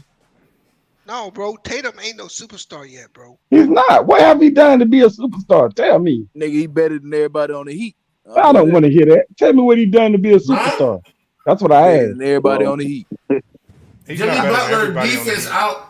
Jimmy Butler defense and he's better than Miami Heat's best player, but we can go that far. Actually, honestly, he's actually better than Miami Heat's best player. I don't know if he's better than Jimmy Butler. He is better than Jimmy. Hold on, y'all. Let's go one at a time, y'all. One at a time. Miami Heat's best player, Tatum is better than. I don't know if he's better than Jimmy Butler. Lamont, they defense and offense cancel out each other, so. And that's all Boston says. Everybody else falls off the. If I have to judge between, I'm gonna give Tatum the slight edge because even though Jimmy Butler's a better defender, Tatum has caught up a lot defensively, and Tatum's a better offensive player. But I'm gonna give a slight edge, but not a lot to Tatum. Don't Jimmy lead the playoff in points? Each other out. They kind of he lead the playoff in points. Let me ask no, Ja Morant leads the playoff in points. Nah, I think it's if the game comes down to the fourth quarter and you got to get a bucket, you favor Tatum or you favor Jimmy buckets? Tatum. Jimmy. I gotta go with Tatum at this point. You can get you go with Jimmy. Jimmy buckets will be building brick houses. He's not reliable in the playoffs. If you really look at what the Celtics has been doing, they don't go to Tatum in that situation. They go to Jaylen Brown. Yeah, now I take Jaylen Brown. He ain't the best close on his team. But Bees, that's just a decoy, Bees. No, it's not. That's an illusion. That's an illusion. Dude, who talking? Do you know Jason Tatum be going scoreless in fourth quarter games? Yeah, and I know he played defense too, nigga. That's irrelevant. That's by design. It's not irrelevant. I mean, nigga. He does that in the playoffs, bruh. Have they been winning, nigga? Stop it. Jason Tatum is not a superstar. Cut it out. Yo, acting like that's a norm for Jason Tatum. 14, nigga, in the playoffs. Cut it out. Hey, Miami gonna test their damn defense, see, because Miami ain't no ISO team, bro. Bees, if they can lock up KD, Kyrie, and Giannis. Does anybody agree with Brian's point? He says shorter defenders like Holiday or Matthews slow him down. Come on, man. Tatum? Yeah. Come on, man. Hey, Bees, if they can lock up Giannis, what you think? Well, Holiday is a pretty good athlete. Bro. Wesley Matthews is a great I'm just saying. defender, too. Can I ask you a question? Do you think, honestly, and you, all y'all Boston fans, I'm gonna just be honest with me. Who's Boston fan? Ain't no Boston fan. Ain't no Boston. Going off what I've been watching, B. I don't know about all that, but Tatum is not a superstar. I would admit that Tatum is good. He's a great player. I would say he's a superstar at this point. But that's all Boston got. Man, y'all get that title to anybody these days. Anybody. I know Middleton ain't in the series. Yeah. But if Middleton was in this series, would you be saying they gonna lock Giannis up, bro? Fuck no. Yeah. No, you I would not. You wouldn't. It'd be impossible to defend They Milwaukee at that played 4 point. times before the That's series why. started. In the regular season, they were down there locking his ass up. The last Regular time they were, season. who put him out in the bubble? Who put him out in 2018? They put Giannis out, nigga. They both put each other out. Last year, they didn't make the playoffs last year. The last time the Celtics was in the playoffs, who put them out? That was in the bubble one. Oh, the Nets beat them in 5 in the first round. No, it didn't. The Nets beat them in 5 in the first round. Beat talking about the previous year. Milwaukee beat them. Yeah. And Milwaukee put them out in the bubble, right? Yeah. Or Miami? Which one? Miami put the Bucks out in the bubble. They beat the Raptors in the bubble. And then they came back and swept Miami the following year. Yeah, the Celtics lost to the Raptors in the bubble. Miami was all, see, that's the thing. Miami was all fucked up last year, bro. Hey, the Celtics was too. They ain't had Jaylen Brown. No, bro. Everybody was by default. Come on, Jimmy Butler was playing last year. Or Kemba Walker last year. Both of them niggas was hurt. So last year was just one of those years everybody was injured. Shit, this year too, everybody injured. It looked like, it feel like. Last team standing was the healthiest team standing, basically. Damn, so the Heat was injured last year? No, Giannis got hurt too. Nah, the Heat went injured. But Giannis played. What impact players was they missing? Nah, the Heat went injured last year. They just got swept by the Bucks. That's what I remember. I remember Jimmy Butler shooting like 20% a game. Yeah, he averaged 14 last year. That shit was crazy. So. All right, y'all. Hold on, y'all. I gotta give him his credit, man. Mookie Jones did pay. He said, "Say, man," and that was his message. Oh, he just paid. He just paid B. Yeah, he sent his debt in. That's the first time. That's the first time that's somebody real outside shit. of FYF Sports. Oh yeah, he must have heard the scream. That boy must have heard the scream. Yeah, he did. I think he listening, bro. He was listening. Hey, he just cleared the face card. He chimed in. Did he pay B? Damn, Mookie chimed in. So we got to give a salute to Radio Sports, man. Yeah, that's real right there. Yeah, that was pretty good. Y'all said what now? Mookie chimed in? He just paid. He paid. He paid me? No, he paid me. He sent it to Lamont. Sent it to Lamont.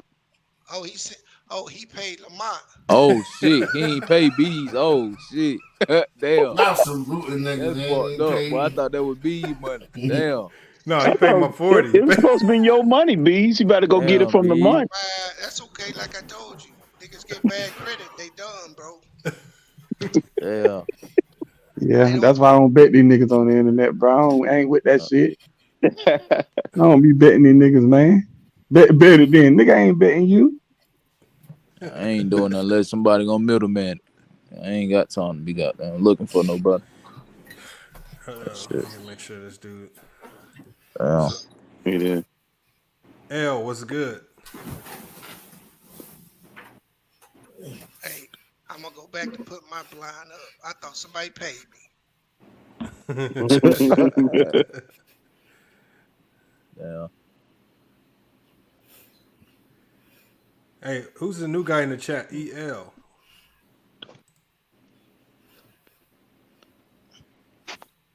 What is he talking about? I don't know. He's not saying nothing. Unfortunately, if you don't say nothing, man, I gotta let you go, man. Too risky. Too risky to have you on here. Too risky to have you on here. He in the chat, Lamont. I'm gonna put you in the backstage if you turn your camera on or something, man. But I gotta know who you are, man. We can't have no more. We can't have no more wheel episodes where you guys might flashing his Johnson on the screen, man. Yo, for a panel of men. Yeah, what happened? Will? You know Crazy Will from Ticket TV. But that nigga Will. He came on screen doing that. Yeah, he came on screen. Well, he said something. He was mad at us because we was talking bad about him, and then he came on, cussed us out, then showed us Johnson. Man. Damn. Is that like a form of revenge? I don't know what he did. The crazy thing is he did it, and then he denies it. I was like, we got it on video. was like, how you denying that? Right, how can you, yeah. It's like recorded it. That's That's the weird shit. Crazy way to get Sound somebody like a back. real case of mental health. He didn't have one of them burner Yes, accounts, did he? When he did it? It was William Burke because he was talking to us. He was cussing us out.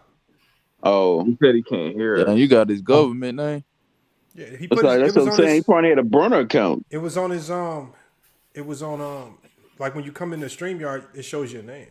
Yeah. It said William Burke, and he start. I mean, we knew it was him because he was cussing us out because he was mad. Oh yeah. Why would he use his government name? He's gonna do something stupid like that. Will ain't got it all. He just do stupid stuff. Yeah, Will. That's dumb. Slow. You could have used an alias name or something. Wow. Will funny, man. Will is funny. Well, he hate us. I don't know why he hate me. I ain't do nothing to him. I'm trying to figure out what his newfound confidence for the Celtics. I know they're a pretty good Hold team. on, I'm starting to think Leon Gaines is Mookie's burner account. It could be. Oh, hey, you can tell. It's look at these string of messages. He said Mookie probably paid 40 minutes ago. He said paid, so he informed me that it was paid.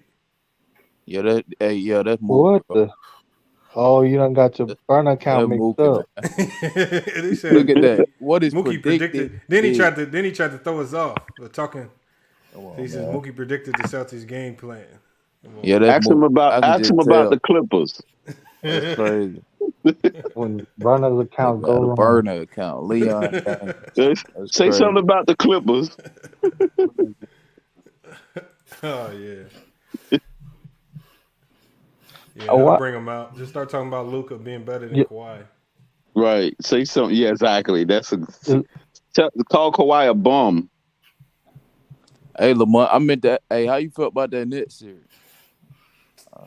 Well, I mean, it would be nice if you could stay on the court. I had made some predictions early on. I had made some predictions early on in the season, like around December, when I saw Kyrie doing that thing where he was sitting out. Yeah. And then when James Harden all of a sudden reversed course and wanted up out of there, I said a while ago that I felt like internally that locker room was about to combust. Yeah. And there's no way you can play.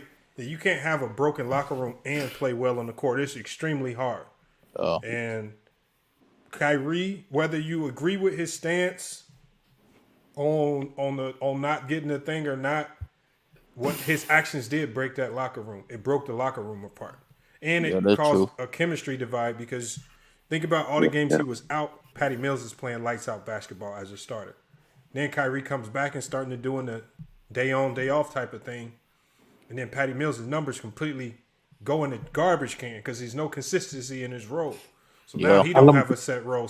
Everybody's role changes on a game-to-game basis because he's coming in and out the lineup. And then he eventually can play full games, but by that point in time, they didn't have enough time together to build any chemistry on the floor. Oh, what up, El? We hear you now. Yeah. That's good. Yeah, how you think Ben Simmons gonna fit if he play with him? You think he fit nice with him? They keep bringing in head cases. So I don't know, man. His days are numbered. Ben Simmons to me is a great player. To me, yeah, me too. I believe he's a great player, but right now he's a head case. And he's just going through some things. The last thing they need is 2 head cases. They got 2 head cases now. Where unpredictable. You don't know what the hell they're gonna do. You don't know if they're gonna play. So you only have room for one of those on your team. Marcus Smart for the Celtics, Draymond Green for the Warriors. Like you only need one. Dylan Brooks for the Jazz. You need one head case, but when you got multiple head cases in your starting lineup, it's just going to implode. Why you think Ben Simmons is a head case though? I don't think he just I don't know. He's a head case. There's a lot of personal stuff going on with him. He just light skinned. He don't want to play basketball. I mean, if he like out of all the basketball he's played, out of all the criticism he's heard, if a slight criticism from Doc Rivers and Joel Embiid forced him to sit out a whole season, come on, man. LeBron. If that's your reason for sitting out a whole season, it ain't got nothing to do with being crazy. He's just light skinned. No, I'm not saying he's crazy, but I'm just saying you ain't built to be. It's hard. It's hard for me to say you built to be one of the best players in the league. If that knocks you off your game. Yeah, now crazy thing is, well, that's recent. That's just happening, Lamont. That's just started, Lamont. No, it didn't. It didn't just start because he was I'm like that talking in about. college. I'm talking about Ben Simmons. No, he was like that in college. Head case in college. But doing silly stuff. No one ever said that about him. That wasn't part of his bio. Let me tell y'all what he did. I heard this directly from his college coach. Obviously, second semester comes around. Any guy that's going into the draft, they don't go to class second semester. Yeah. But there was something going on with Ben Simmons where if he didn't go to class, it was going to affect the team's eligibility, even whether he was there or not going into the next season. So they needed him to at least get like a 2.5. And he comes and gets all Fs. And he walks in and coach asks him, what happened, man? Why you get all Fs? This is what he tells the coach. He says, I changed my major. I didn't think I needed to go to class. What? Got all That all come back down to he likes it. It's just like just some weird stuff. Yeah, I don't know. That's a change his major. No, I was just asking about his skill on the court, though. How you think? What he like? The last Yeah, look, I knew something. I knew something was going on with the Leon Gaines, man. I knew something was going on with that account, man. What the hell? Lamont and I'm sexy. What? Maybe that's Ben Simmons' burner account. Simmons in the chat. Oh, Lamont and What do you mean by that? Is that Ant? Oh, that might be Ant. Ain't Ant. Man, stop the cap. That is not Ant. I ain't gonna let y'all do Ant like that. I gotta find the clip. I gotta find the clip of Ant when he broke down. That is not Ant. I gotta find that clip, man. That Jones fun. Maybe that's Jones. Nah, Jones wouldn't do that to me. He says, look at Ben Scott reporting high school, lazy, don't work on his game, lack of passion, needs jump shot. Yo, can y'all hear me? Same shit. Salute, what the hell South. going on? What's good, South? We hear you. I don't know why my shit, man. I've been talking. Remember this offseason, Lamont, y'all were pushing back on Ben. I was like, man, Ben is not like he been proving y'all wrong because y'all felt like he'd have a lot of trade value, a lot of teams that want him and be willing to give up what and be willing to give up and be willing. Teams will be willing to give up value that Philly would give in return. He got traded for James Harden. You can't get traded for more value than that. Yeah, but the James Harden situation was he was on his one. It was like mutual. It wasn't like they traded James Harden. No, I know what you mean, but I'm just saying, like, it's teams like the stuff that's going on with Ben Simmons now is not basketball. He don't really want to play basketball. You can tell. When he's playing basketball. You're not gonna find a better defender. Been messed up since the bubble. Remember, he fucked his back up in the bubble though. He just got back surgery today though. Yeah. So. I don't think that. Why he had a great performance last year? But he gonna come back and be before the playoffs. Why he was all defensive before the playoffs last year? If his back was so hurt, he had a great season last year before the playoffs. That don't make sense. But he has a herniated disc. Anybody that's hooped and had a herniated disc in your lower back, it's something that gradually affects you over time. So I do believe it's maybe something that. Yeah. Oh, this means he ain't gonna play next year. I had a hernia in my stomach. That shit don't really. No, a herniated disc. You ain't in the NBA though. A herniated disc in your back is not a hernia. You ain't in the NBA. You got a hernia in your stomach. That's crazy. A hernia in your stomach has something to do with your intestines. This means he ain't gonna play next year. That's worse than what he got. No, and they gonna come back next season, average a triple double. No, he ain't. Yes, he is, bro. So this means he ain't gonna play next year. One cool piece says she believes Ben doesn't want to be with the Nets. Yeah, he do. I heard he don't want to be with him. I agree with that though. To the franchise that he wants to be there. They don't. He want to be in LA. Nah, he made that clear from the jump. That team. He made that clear from the jump. He want to be in LA. No, they need to trade him to Sacramento. That way, the reporters don't make him get in his feelings, and he go crying, and he go run in his closet and hide. So what would that way he can put up his numbers? Don't get the spotlight. The playoffs. Win, nigga. That's that light skin mentality. He want to win. He want to win. He dunked the ball when he had a chance to dunk the ball. When he was underneath the basket, he wanted to win. Man, he want to win. Man, want to go make that money. That's all it's about, money. What Trae Young do? Right. 7, if he wanted to win, he would at least attempt some Integra said, or Interga says, NBA views are down because small market teams are playing in the playoffs. I thought somebody was saying talking about the NBA views were up this year. That's a lie. I heard small market team. Hold on. Let me see. He lying. That's a lie. Warriors and the Grizzlies. The NBA viewership is up higher than it ever have been. Dang. That's a lie. A small market team.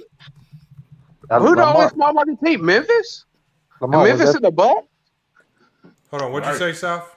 Was that fake news you put up in Game 4 when you posted while Durant fight for his life? Or what you was playing the video game? No. That was a real report.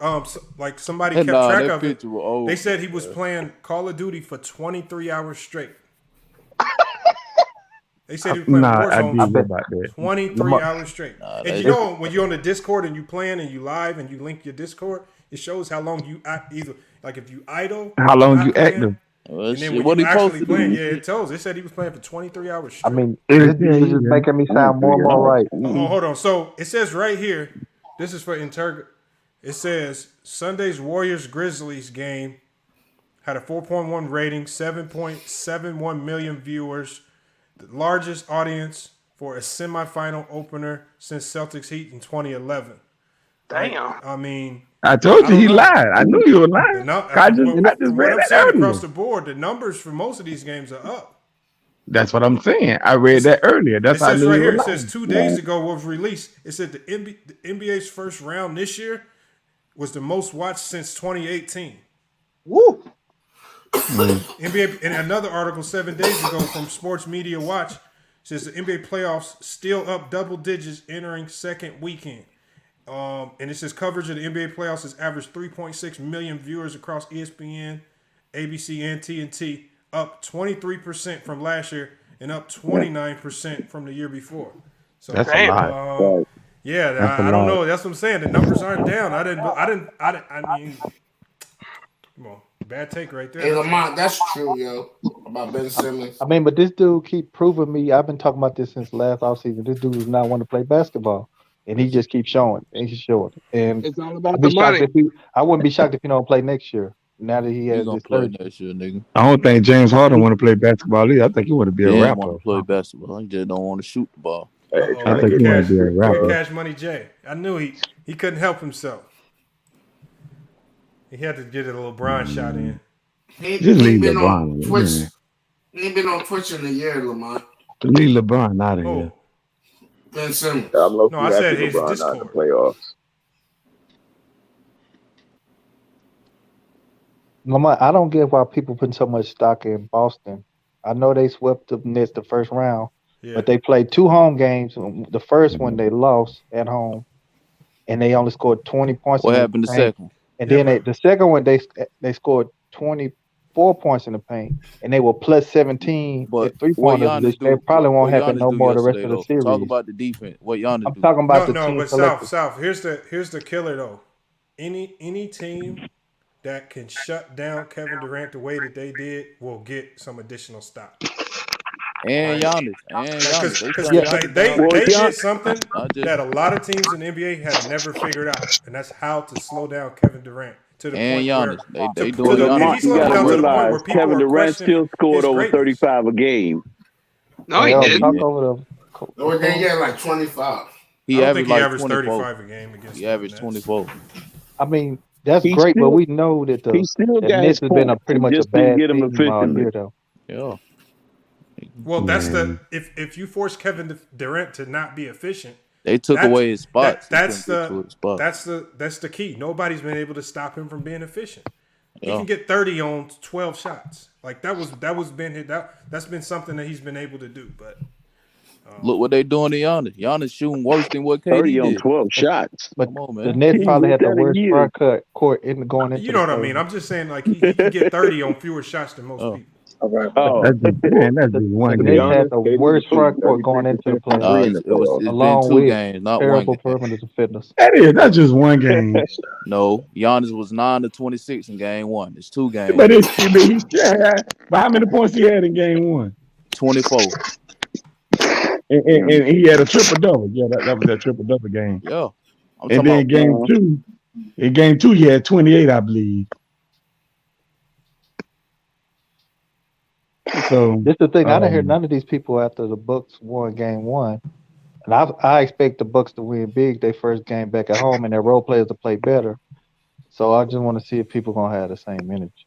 But I tell you one thing, the Celtics better have won game 2, because if they asses would have lost that game 2, they would have been in trouble. Yeah, that would have been it. It'd been a wrap. Wow. I expect them to win game 2 too. I at least expect the series to go 6 or 7. I didn't think it was going to be 4 or 5.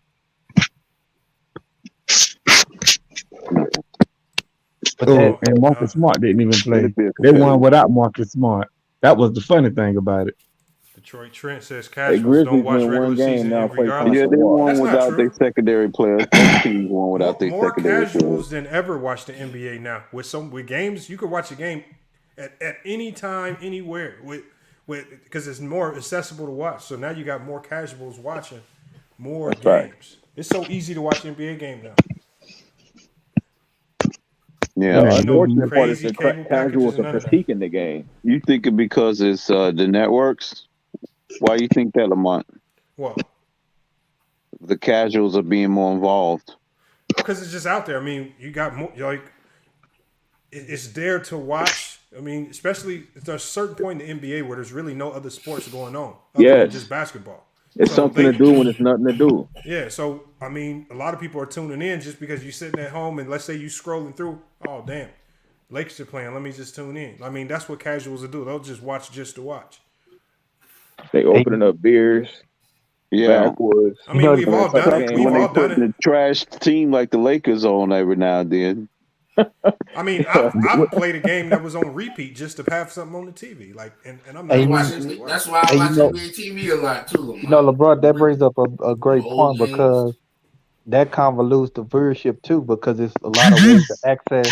There's a lot of ways to access, whether by streaming and a lot of stuff to connect to. Somebody getting blown up right now. Weird shit happen when I talk on people's stream. L, you got some background noise, L. That nigga sound like you got a vibrator or something over there. What is happening?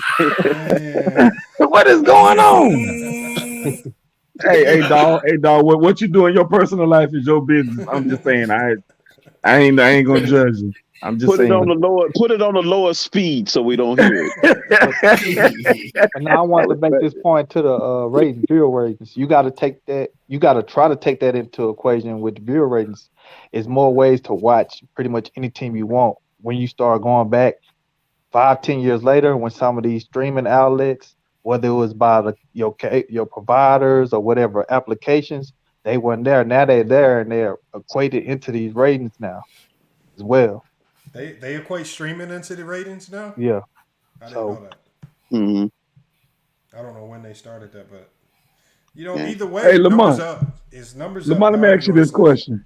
What do you consider? What do you? I mean, I know I asked somebody else this, and they kind of gave me a weird answer to it. Yeah. So I'm gonna ask you, what do you consider a casual fan? Somebody who watches. I mean, they follow the sport. Let's say you got people who hoop, they'll play, they'll participate, but they don't actively follow and keep up with the trade news and what's going on with these players. People just watch just for the fun of it. Like, not everybody has time to keep up with it. Sometimes you got work, you got kids. Sometimes hardcore fans can turn into casuals just because they don't have time to follow it and watch as much. I mean, for a point in time, I became a casual NBA fan just because I was so busy with so many other things. I didn't have time to keep up with what was going on with the NBA for certain stretches. So it happens sometimes. It doesn't mean you don't know anything about basketball. The game. Most of the time, casuals become hardcore. It's the other way around. I think it can go. I think it can come and go sometimes. It just depends on what you got going on in your life. If you have a kid and all of a sudden your attention is now focused, like a lot of different things can change your focus. I would say casuals are people that have bad takes. If you didn't watch a game and you see a game, it might not because you've been watching games. That don't make you a casual. It comes down to games you watch. How do you interpret that? and if you don't have, you can't bring no substance to how you interpret games, then we can qualify you. Well, you must be a casual because you really don't understand what's going on in the game. You might can break down highlights and stuff like this, and look at the stat sheet and maybe come up with something in general, cliche-ish, but that's just my interpretation. All the niggas calling Klay Thompson washed, casual. Nah, you don't have to have a big vocabulary to be a. No, that could be just a matter of opinion or perspective. Yeah, I don't think being a casual means you don't know about the game. All right, y'all niggas be sounding dumb using big vocabulary, thinking y'all know the game so much. Like, come on. Hold on, but Ralph, you picked Philly to win it. And these are the same people glorifying Steph Curry, although he been shooting awful all year. Mm-hmm. No, what you mean? You picked Philly to win it too, Lamont. Not this year. Yo, why you lie? You did. I picked Philly this year. You said MB, yo, he might win this year. No, I didn't, Ralph, don't make just like the MVP. Ralph, I did a whole playoff video. I did my predictions. Oh, who you chose out the East, Lamont? I did not. I said when the playoffs first started, my prediction was there was going to be a rematch, Bucks Suns. But then Middleton got hurt, so that injury kind of changed the dynamics. And then I changed it, and I said I think it's going to be because then Booker went down with an injury. Then I changed it to Celtics Warriors. But now Booker came back, and the Suns look better than ever. So shit, I don't know what the hell the shit. So who you got now? So right now, who? Man, I got right now. Even with Booker healthy, I still got to go with the Warriors. I'm gonna go Warriors. I got Warriors, Celtics still. Who you got in that series? Smart. I got the Warriors. I think Steph gets another one. I think it's Steph's last time. I think this is his last opportunity to legit. So you think Steph gonna be able to eat on Marcus Smart? Yeah. That'll be a good series. I mean, I haven't seen too many people stop Steph. Why y'all be thinking these series come down to one-on-ones? Nah, we can go by the whole team. The Celtics got a deep team, a nice team. Bro, this nigga got the Celtics they better than the '86 Lakers, bro. They better than these teams I've been watching. Think about it, a team that can't get 25 points in the paint in their first two home games. They do have major struggles. Bees brought up some good points that scare me about the And Celtics. they smoked the Bucks yesterday. Hey, they still got questionable point guard play. They do. The offense is going to be a problem at some point. Is the defense going to be a problem? Even in that blowout against the Bucks, they went through a stretch there where the Bucks could have came back because they were just chucking up threes and all types of craziness. Yeah, that's until them niggas said, all right, they put these niggas away. Got them up out of there.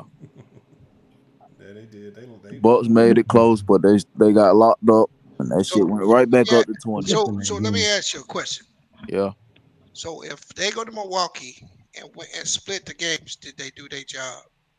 Who you talking about, the Celtics? Yeah. They have to. Yeah. I'm asking you, is it a win if they leave Milwaukee 2-2? Yeah. So Milwaukee actually won by stealing game one, is what you're telling me. Shit, they won it. Shit. No, what I'm saying, bro, listen what I'm saying. Yeah.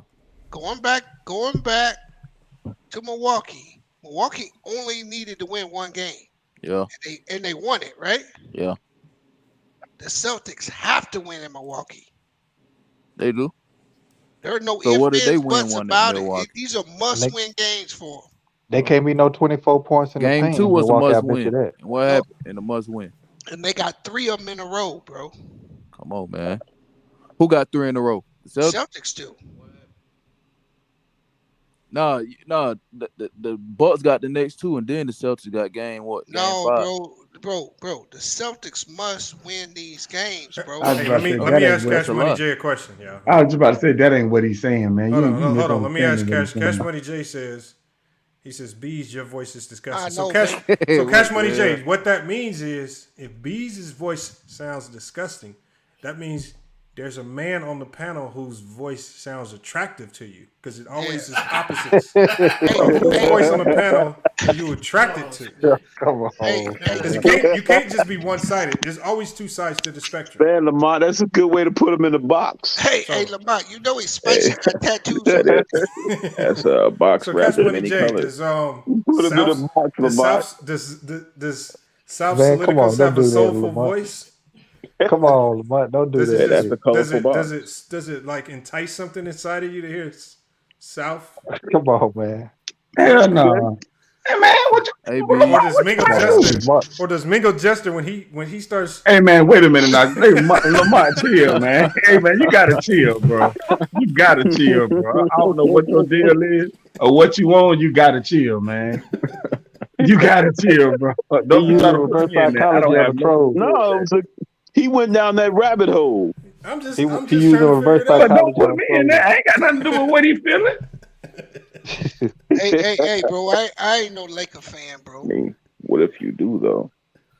Hey, B, do you like the way Giannis been playing these first two games? I ain't watched it, bro. I just don't like. I don't like the celery sticks, nigga. Oh damn, you ain't watched the two games? No. I don't see how Milwaukee in a Man, bad position though. They man. been haven't been played- locking his ass up. Oh, hold on. I These ain't got gonna to be lie fake to you. accounts, man. Oh Yeah, hell hey, no. I'm off. Hell They no, doing it the Sal. same way they did KD. Got that nigga in jail. That shit some bullshit. Still getting Hey, triple South, you doubles see the and screen? 20s. Yeah, man. It's What are you supposed to get? 50? it's a lot of trolls over here, man. Who you talking about? It's a lot of Ain't trolls nobody over with here. that That's why shit. sometimes I Giannis, come what on are you because supposed to get? niggas 50? be asking Still crazy scoring questions good. in the chat. Nah, Still passing good, he supposed to rebounding be good. shooting Ain't nobody 60% with from that the shit, field like man. he do in the regular All right, I'm season. gonna take it That down. nigga shooting 30. We don't have. He don't got to. He He said shooting Melo's a KD 38%. fan. Melo, you a KD fan? Yeah, I Yeah. fuck with KD. Oh, okay. Yeah. T-Street Hey, Mello. Yeah. Let me ask you a question. It's real talk. Yeah. Who you got? You got the Heat point guard, or you got Marcus Smart? Shit. To be Nah, honest, man. man, this year I take Marcus because Kyle Lowry he played trash this year. Yeah, one of his worst years since he was on the Rockets. All right. So shit. And I already know you got Jaylen Brown and Smart and Tatum being the best two players in the series, right? To my versus the Heat. Yeah. Shit. To be honest, yeah, cause yeah, I think so. Wait, how they gonna get to the Heat? So you say Marcus Smart better than Bam? No, I said Jason Tatum and Jaylen Brown there. But they not even gonna see the Heat though. Well, shit, we finna see shit. If you want to place a bet, nigga, you can send your money to shit. Oh no way, no betting, but they not getting there. Yeah, you better not bet that. If that's the case, I mean they not getting free there. money. Though. Hey, this some free money. Then send the money. Then let bet some. It's free money for you. Bees, this is what I don't get, Bees. Yeah, I know. I know. This is what I don't get. Milwaukee don't play 2 home games, bro. They shot well from the 3, but they only had 24 points in the game they won in the paint.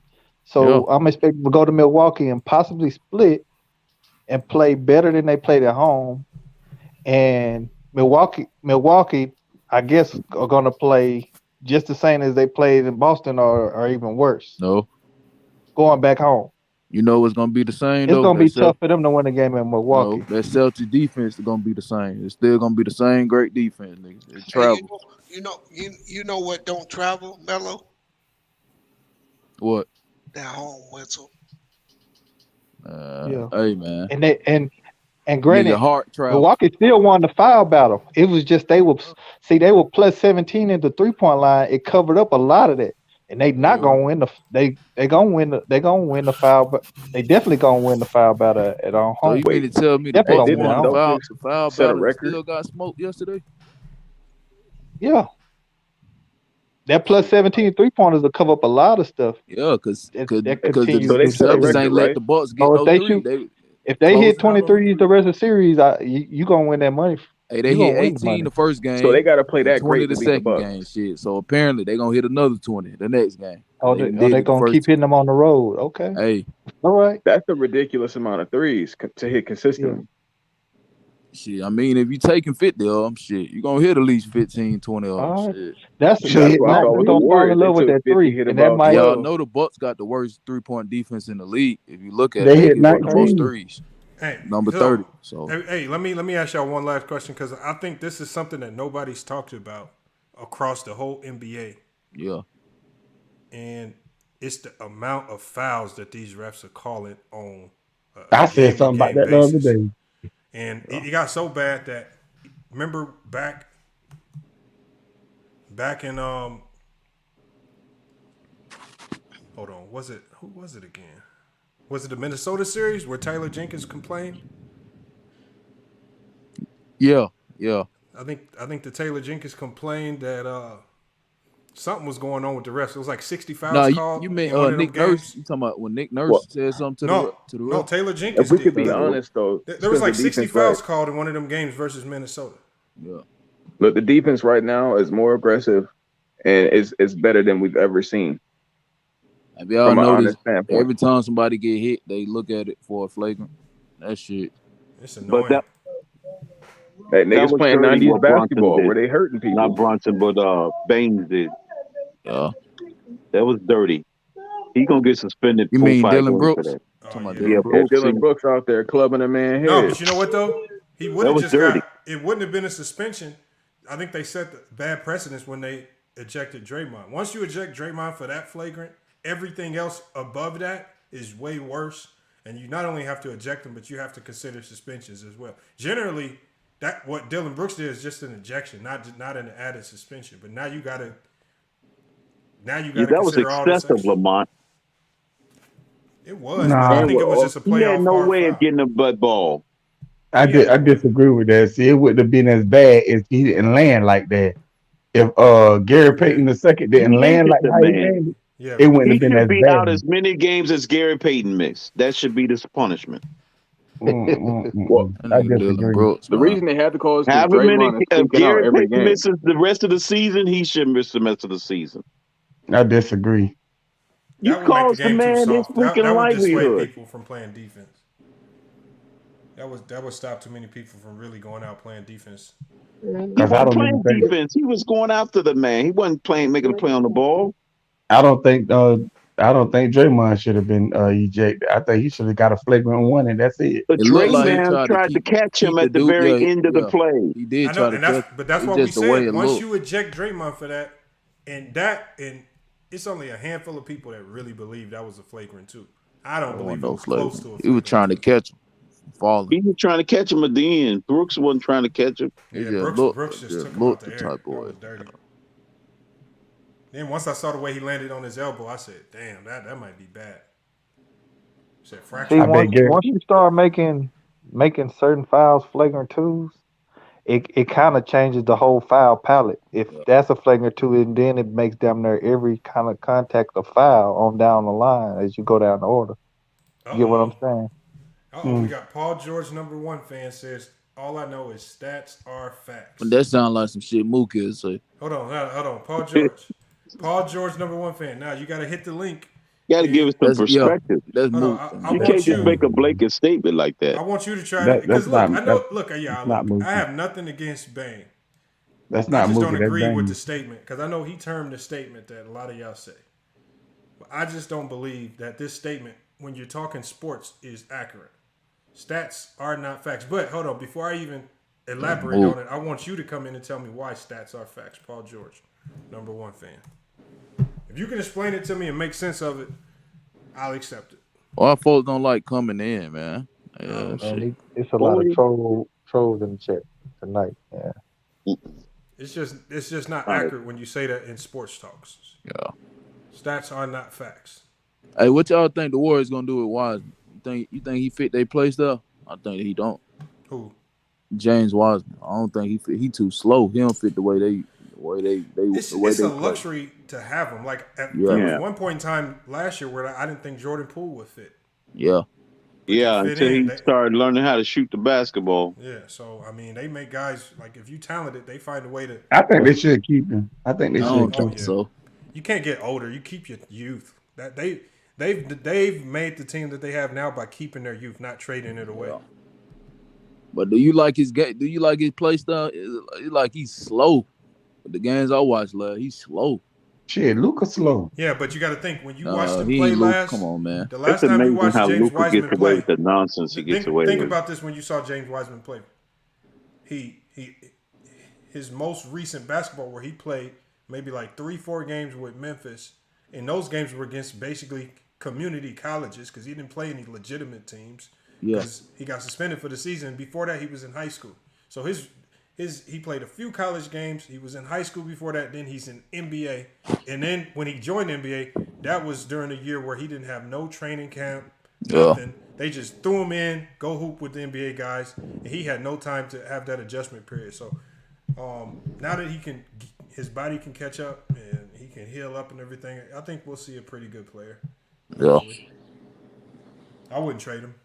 Ain't no way. He's still developing. You think he better than Kuminga? I think Kuminga, he gonna be a star. Kuminga will be a star for real. Yeah, that motherfucker. I think they trade Moody. To probably bring in another veteran big on the bench. But I don't see them. You think Miles Turner will fit this team? No. He could because he can shoot the three. And he blocks shots. Yeah, I mean he shoots the three really well. Yeah. Perfect. So he wouldn't clog up where Draymond likes to operate sometimes. Yeah. But I heard the Warriors are gonna try to go after Vucevic in the offseason. But how many threes do he hit? Yeah, he shoot them, but how many does he hit? Actually, he shoot. But well, it's he not shoot about like 37%. Yeah, you just look at his percentage. They play that percentage. And he take like what 5? He probably take like 4 or 5. I mean, because if he can make 2 or 1, if he can shoot 37 to 40% for the Warriors. Oh, that's cheat. Yeah, that's a cheat code. Yeah. I mean, nah, he ain't gonna shoot that. Nah, I doubt it. You must don't watch Miles Turner. When you got Steph Curry and Clay on the floor. Nah, nigga, he better than any big they got right now. Oh yeah, cause they ain't got no big. Yeah. That ain't that hard. And he young. He like 20, 24, 25. So shit. I thought you were about to say something stupid like he the best big in the league. I about to say he damn near the best shot blocker in the league. Nah, he ain't. That's Jerry Jackson Jr. That's a fact. Jerry Jackson Jr. I said one of the best. Top Robert shot Williams III. Yeah, Robert Williams is the best shot blocker in the league. But Jerry Jackson Jr. led the league this year. He did. He just fouled too much. Like every game he fouled up. Robert Williams. No, Jerry Jackson. Yeah, Jerry Jackson's been a hack. He gets in the foul because he goes after everything. He don't choose. He don't pick and choose which shots to go after. He just goes after any shot that goes up in the air. Right. So he gets in foul trouble a lot. And he got no offensive game either. It's like he just throw shit up every time he don't pass the ball. He just throw that bitch up every time. He can hoop though. He got offense. I ain't gonna lie. Yeah. So you think his offensive game nice? It just looked like he just forced. That man dropped 30 against the Warriors, man, in the playoff game. And most of it was all jumpers. Yeah, it was. He's nice. He just somebody got TV on. He figured it out. Yeah, somebody watching TV. Like they gonna keep Dylan Brooks. Yeah, somebody mute your background if you got a TV going. Just mute your mic if you're not talking. That boy Dylan Brooks think he a star. He take dumb shots. Boy. One of the things that's really dangerous for Memphis, especially going back to Golden State now, is they're the bigger team. They're supposed to be, far superior on the boards. And they really give up a lot of second chance points to to Golden State, and offensive rebounds that they shouldn't be giving up coming in this series. Adams, and you can't give. Some of that is effort too, and some of that is just not being in position and not getting, and not taking. You can't let Golden State get those second chance points because they turn into three pointers from Steph, Clay, and all that. And that's one of the big advantages that you have in the series that you got to take advantage of. You can't give Golden State second chance shot. Well, Adams gonna be back, ain't he? That's the problem I'll be having with the Sixers. They don't rebound second chance points. Man, the Sixers just put Paul Millsap in the game. They got Paul Millsap. Sixers trash without Joel Embiid. Put Paul Millsap in. Cool. I mean, it's just that simple. The Sixers are trash without Joel Embiid. Literally. I know deep down they ain't want to trade Ben Simmons. They didn't want to trade. He just forced his way out. Oh no. Who, the Sixers? Yeah, they ain't want to trade that, man. No, I think they. From what I was hearing, they were trying hard to get him just to play there. Because he a good player, bro. Folks just hating because he don't shoot the ball, but he a good player. It ain't like he trash. Shit, come on, man. And it's downhill for Ben Simmons, man. I don't see it ain't no better. It ain't downhill. He not. I don't see him wanting to play basketball. No, I don't see no. You already got receipts of him playing the video game when your team fighting to stay in the playoffs. All this. I mean, so what you want? You want him to play on the fucked up back? You came into the season. You came to your first practice with a big ass cell phone in your pocket. What was that about? The joggers, like. I mean, the team threw him. It's not like I'm trying to attack the dude. These are facts. This is what he's done this shit. If you want to say it, granted. If your coach, I think throwing the bus when he didn't even try, yo. He didn't try last year, yo. He did try. What you mean he didn't try? What you mean? Yo, how many jump shots pump fakes he attempted? None. Okay, hey, talk about his defense. What he did in that series. Talk about the defense. If he didn't try. This the thing. If he really suffering, Tybull was playing better D than him. That's a lie. Trae Young went 7-25 in Game 7. Stop it. Ben Simmons was on Trae Young the whole series, not Tybull. No, he wasn't. But this the thing, though. I'm just saying, the longer it takes for him to come back and play, being in Brooklyn, the pressure is gonna mount to see what he has to offer to the team. So if he really has mental health problems, when he 100% I don't see how this gonna make it more soothing. The fact that you got to keep waiting to see eventually when he's gonna step on the court. He just want to make sure he's 100%. So shit, I ain't got no problem with it. If that's the case, why he didn't tell the team he was injured, yo? Tell who's the next? Shit, hey. I don't know. Shit, we'll never know. They wouldn't have said all this dumb shit or whatever. No, but he been saying this. They been saying his back been messed up for a while, bro. They wouldn't have been able to do the trade if he didn't disclose that he was hurt. They wouldn't have been able to do the trade. They knew he was hurt. Yeah, facts. They knew he was hurt. Didn't tell the team, bro. Because you got to pass a physical. The other team can void the trade if they get a player that's not hurt. Hey, Lamont, you know the I said why he didn't tell the Sixers. You said they ain't get no physical. Yeah, they probably turned it down on purpose because they knew he was already dealing with some issues, and so he was like, "Why even bother with it?" Like they weren't finna just throw him out there in no playoffs. Hell no. Hey, salute to Christopher Sims, and he just pulled up, man. That nigga. What you got on all this NBA talk? Yeah, man, I was just hearing the one guy here talk about Ben Simmons is trash, and he ain't good. Man, look, man, y'all gotta stop judging guys off of not being able to shoot and score the ball and stuff, man. That ain't the only part of the game, my boy. Facts. You know what I'm saying? Yeah, but man, you gotta understand. Like the man 7 foot tall. Hold on, y'all. Let him finish his take. Let him finish his take, y'all. Go ahead. You know what I'm saying? Like the man almost 7 foot tall. Like how many 7-footers can we say actually shot the ball like that? You know what I'm saying? Like some of them, they may have started off as post players and stuff like that, but then, certain ones end up developing the jumper and stuff like that, but not every single have a jump shot like that. You know what I'm saying? Like, he probably could have started a brand new mode, you know what I'm saying, and bringing a traditional point guard back to the game. You know what I'm saying? But it's so much offensive stuff going on now, and players that shouldn't even be, offensive superstars are out there shining. You know what I'm saying? Because of opportunities that they getting, injuries and things of that nature. All I'm saying is that Ben Simmons is a phenomenal talent. You know what I'm saying? The man made first team all defense 2 times. Season, man. You know what I'm saying? Runner up for 3-time All-Star. Yeah, you know what I'm saying? Like defense, yeah. Like, come on, man. You mean to tell me that people looking at this man like he a damn Rudy Gobert or something? He just way Rudy Gobert. Whoa. Wait a second. Rudy Gobert better than that. But wait a minute. What that's supposed to mean? Not better than Ben Simmons. What is that supposed to mean?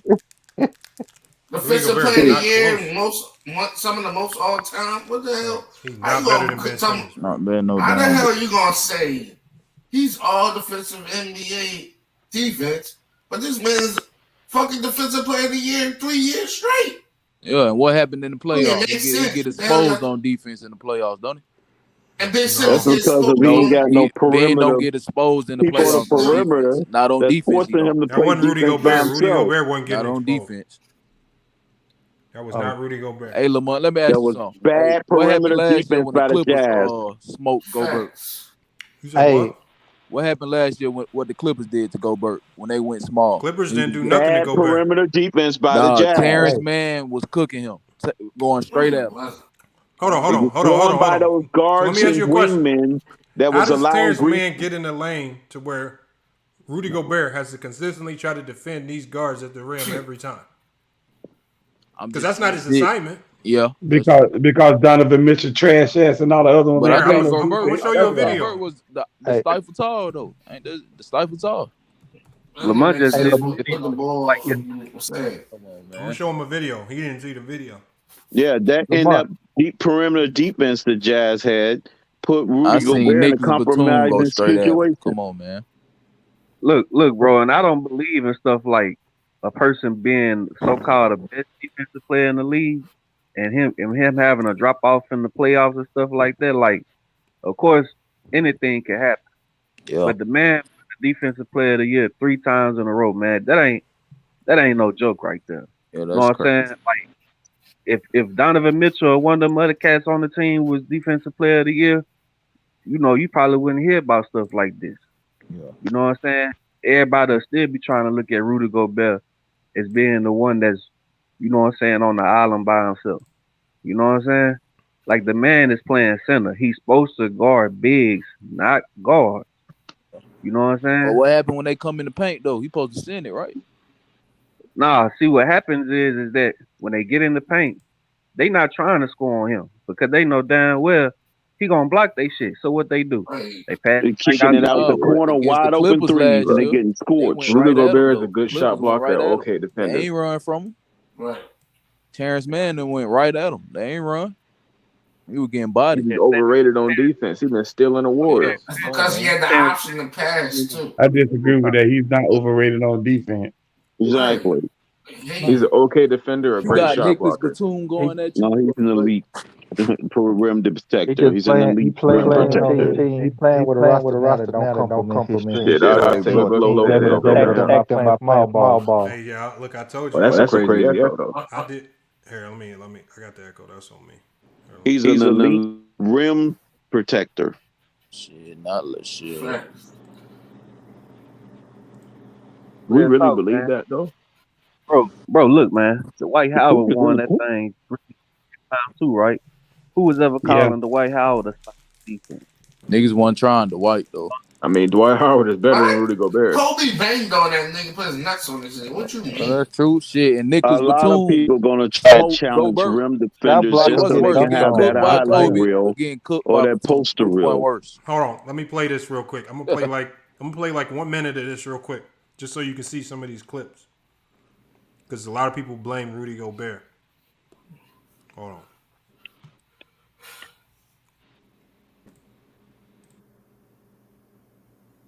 Maxi Kleber shooting a wide open 3.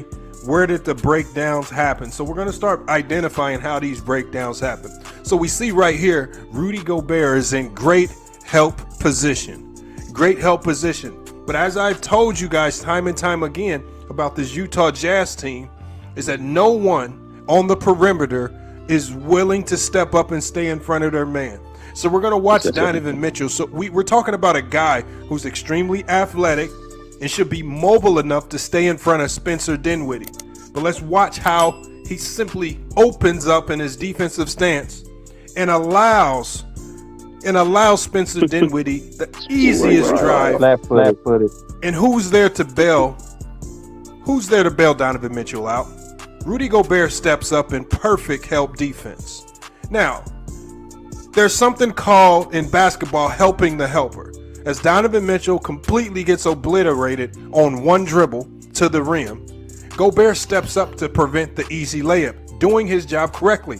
Unfortunately, even if you're the defensive player of the year, you can't guard two people at once. Bogdanovich, who's standing out there ball watching, as opposed to utilizing his defensive assignment, is not helping off on Maxi Kleber. That's called helping the helper. And that's something that Rudy Gobert did not have in this particular series. We see the kick out to Maxi Kleber. Bogdanovich, who was ball watching, gets out late. He chucks up the three, knocks it down. We're going to run it back one more time. Look, y'all. This is very easy to see for the casual. Exactly. You had to add that in now. No perimeter defense. Hey, now, this is a whole video of not just clips from this series. I even pulled up clips from the Clippers series to show the same things was happening.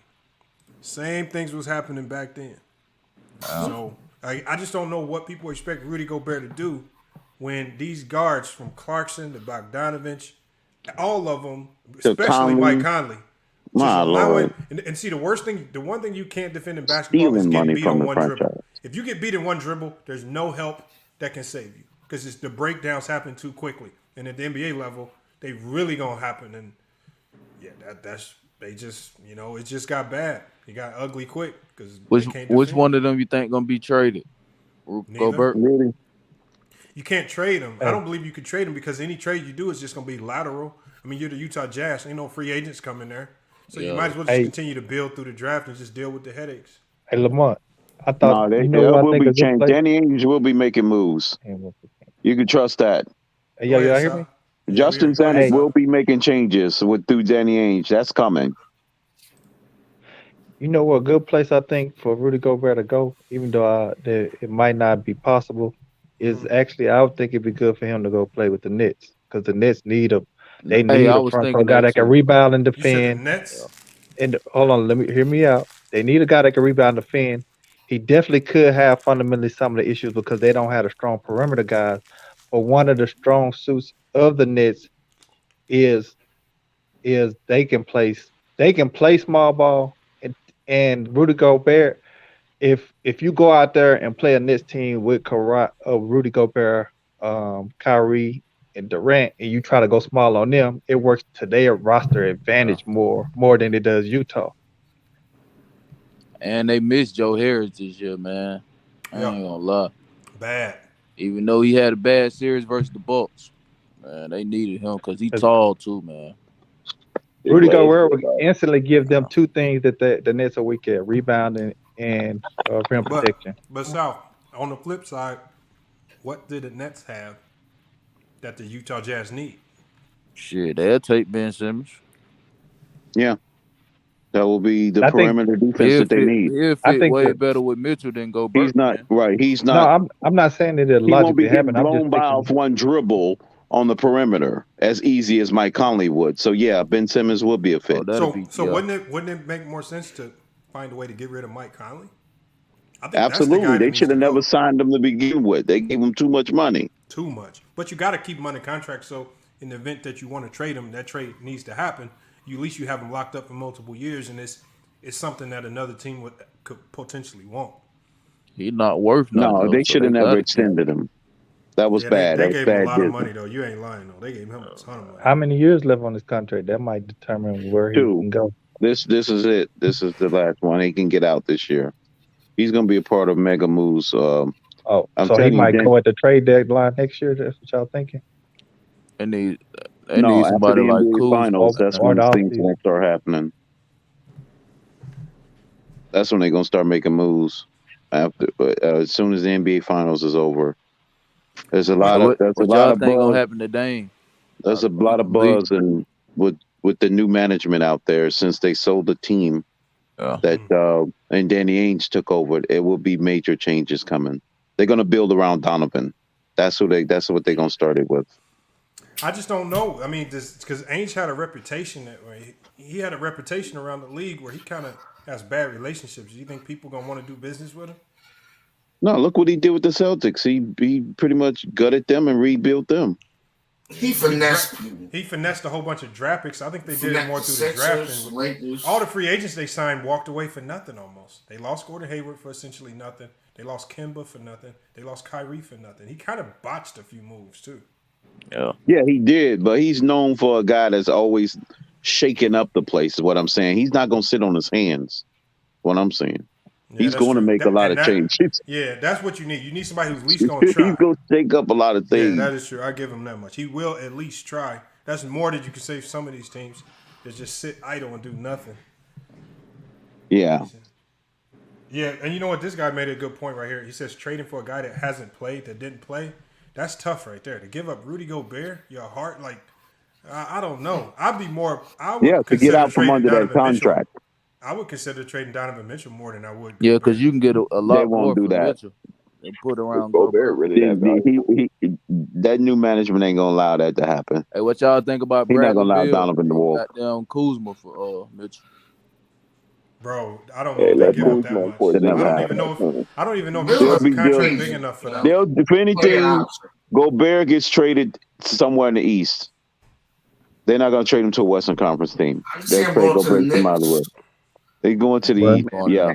But last time I checked, the Nets is in the East. They're not gonna make any other team better in the West. They're gonna trade him out of a free agent. Charlotte, somewhere in Charlotte or somewhere. Now he'll trade him to a trash team in the West, like Houston or somebody. Last time I checked, then they go send him to the Raptors. Last time I checked, the Nets is in the East. Yeah, for Wood and what's his name? Yeah, they'll to get some young wings. Wood trash on defense. Hey, they need to get Siakam. They'll get some wingman. Raptors not gonna give up Siakam, man. Come on, man. Man, Christian Woods is kind of overrated a little bit. I mean, as much as Rudy Gobert is valuable, they should. They think a big man that do nothing but catch lobs is valuable. Who's that? Rudy Gobert. He don't catch lobs. This nigga be fumbling the ball. Well, you're right. He barely catch lobs. But he can play defense. Because they don't give him the ball. The key is you got to have a point guard to be able to give it to him in the right spot. Ball, man. He be wide open. We're not going to feed this non-skilled center. It's hard to really assess him because he's on the team that chucks up the most threes in the NBA. Yeah, and they don't pass him the ball, Lamont. It be some plays he have mismatches. That's why when people talk about this slight beef between him and Mitchell, that Mitchell was be his looking him off, man. Yeah. They look him off. Yeah, I'll look him off too. What can he do? Shit, if you got if you don't give him the ball, you don't give him the ball, you ain't gonna never know what he can do. Really. Give him the ball, pass it right back. I mean, you got to think. Look who was guarding him in the paint, Maxi Kleber. You think Maxi Kleber can really guard Rudy Gobert at the rim? No. Ain't no way. Got no right. He was getting. Yeah, they was letting Dallas off the hook big time. He play way different in the Olympics because they give him the ball. I mean, what moves do he really need? He's 7'2". Yeah, all you gotta do is lay it up. Yeah, you really don't need to be Tim Duncan down there. You just throw it up in the position where he could get to the rim. And who they gonna beat doing that? Maxi Kleber. I mean, they ain't got to do it all game. How you allow somebody like Maxi Kleber to get away with playing cheap defense, and these small people playing against? I ain't gonna lie. I like Maxi Kleber. That white boy, he can play. Unbelievable. The most unathletic player on the freaking in basketball. He can play though. Getting away with nonsense. Kleber can hoop though. Yeah, he can play. Well, man, if anybody play him one-on-one at any wing to shut him down. Nah, they play him. It's gonna be a hard game. He ain't talking about fold though. You ain't taking away. If I could be honest, I did see Rudy Gobert play that one-on-one versus that overseas dude. And he does have moves. He can shoot a 3-ball strangely, but they don't ever use him for that. You say he can shoot a 3? Yeah, no. What do y'all think about that 1v1? A Rudy Gobert versus in France, he did that. What do y'all think about this trade right here? Live game. No, all I'm saying is, if you can't shoot a 3, you can't shoot a 3. What's the trade, Lamont? He was shooting with nothing but the bottom. He was shooting it in France. The trade is Rudy Gobert. Live game. Rudy Gobert to the Warriors for Wiggins, James Wiseman, and a first-round pick and a second-round pick. That would do it if I was Danny Ainge. If I was Danny Ainge, I would do it. That will free up the salary cap situation, and that'll help get you some wing defenders out there. Man, that'll be a win-win for both teams. Bro, Wiggins and That will, is what he is. that will be a That's too good. much. You talking gonna be That will make garbage? the Warriors into a juggernaut, but still, that I'll take that chance. Nigga, says Draymond and Gobert. That That's It decrease says ain't that bad. this move. If Gobert go to the Draymond. Warriors, That's T. they will be more dangerous than when they had Kevin Durant. Nah, hell That's no. No, fact. they wouldn't, yo. I Hold on, They hold on. disagree with decreased their that. strength Man. and Hold on. More They're Hey, saying put that that this pipe They move will down. would. probably go undefeated. Hold on, Nah, Crypto. Put that put that pipe pipe That's down. down. cap. Hold on, Put the Ralph. pipe Hold on, down. Crypto, Ralph. Come on now. That's cap. He's saying, this says right here, this move improves the Warriors by 7 wins. It improves their offensive efficiency by 5 points, and it improves their defensive efficiency by 3 points. The Warriors would get better by a large margin, at least according to this B-ball metric index right here. I don't know, man. It decreases their strength and numbers, no man. They have Kuminga, who's essentially Wiggins, just younger. Yeah. Wiseman will be replaced by Rudy Gobert. The Warriors really wouldn't lose much because they have and they just upgraded the center. Facts. and they got a rebound magnet. That's extra shots for Steph, Clay, and Claypool. Yeah, you got Draymond and Gobert. We might have rim to protection. have some rule changes if they implement that trade. He says Rudy Gobert just signed. Well, I mean, that's why this trade works. It says this trade is a success, E. Gibson, because the money matches. You got Wiseman's Right, that's what I'm saying. That frees up the cap space that'll work for both teams. Yeah, it works for both teams. This is a successful trade right here. So Wiggins will be playing the wing. Will be paired up with Mitchell, and who else going over? You said you got Wiseman and Wiggins, a second-round pick and a first-round pick. Nah, right. That first-round pick is for this year. First-round pick is a what? In the 20s? Yeah, the first-round pick. The Warriors' first-round pick this year is going to be in the 20s. It's in the 20s. Yeah, not nothing that probably a G League player that they go to shelf. Nothing too crazy. It could be a draft and stash. They did that it could trade. Be a day one start. You know, Quinn Snyder don't like playing rookies too much. I could see the Jazz accepting that. Of course they will. Danny Ainge should be all over top of that. Why would they accept picks? They wouldn't even make the playoffs. Looney instead of both the picks. Oh yeah, do you guys understand how good the Warriors would be defensively if they did this trade? Nobody want Looney. Looney's not bad. He's serviceable. Don't sleep on Looney now. Andrew Wiggins was Looney's don't sleep on Looney now. I like he one of 6 players that played 82 games. Anybody could use that. Yeah, and he don't complain. He does his job. It's a good trade for the Jazz, man. The Jazz would be looking terrible if they made that trade, man. Yeah, they wouldn't even make. Why would they be looking terrible? The problem with the defense Jazz and they now got is the big cap offense. space. Rudy Gobert's taking up so much money in your cap. Exactly. But he doesn't fit. It doesn't look like he fits the style of play that they want to play. Yeah. Right. Hey, how much they paid Jordan Clarkson? They gave him some money too, didn't it? No, it wasn't that much. He's a favorable. It's team friendly. That nigga Jordan Clarkson. He's more team friendly than Mike Conley because Conley is unreliable. They just got a team full of ball hogs. Look, Lamar, all I'm saying is if they trade back to the Warriors and them dudes come back and win a championship or something like that, they're gonna be looking crazy as hell. You know what I'm saying? Like for real though. It don't matter. Yeah, but I don't know if you can, like, if you're the Utah Jazz, you can't afford to worry about if it makes the other team better. You have to fix your team first, and what makes your team better. Then you start building to compete. Yeah, you're not going to catch up to the Warriors in 1 year, but you got to start making moves to get out of a bad situation that they're in. Right, to relieve yourself of all that money from the bad contracts. I think that's what hurt the Spurs when they made that Kawhi Leonard trade. They were just trying to trade him somewhere where he didn't want to go, as opposed to putting him somewhere that's going to put them in a better situation. They got stuck with it. I mean, they really, if you look at their roster now, what did they get? Nothing. For Kawhi Leonard. Literally nothing. Because they got in their feelings and was thinking, we don't want to trade him. Because they didn't want to trade him to the Lakers. Yep. So you can't. And they would have got a good deal from the Lakers, Lamont.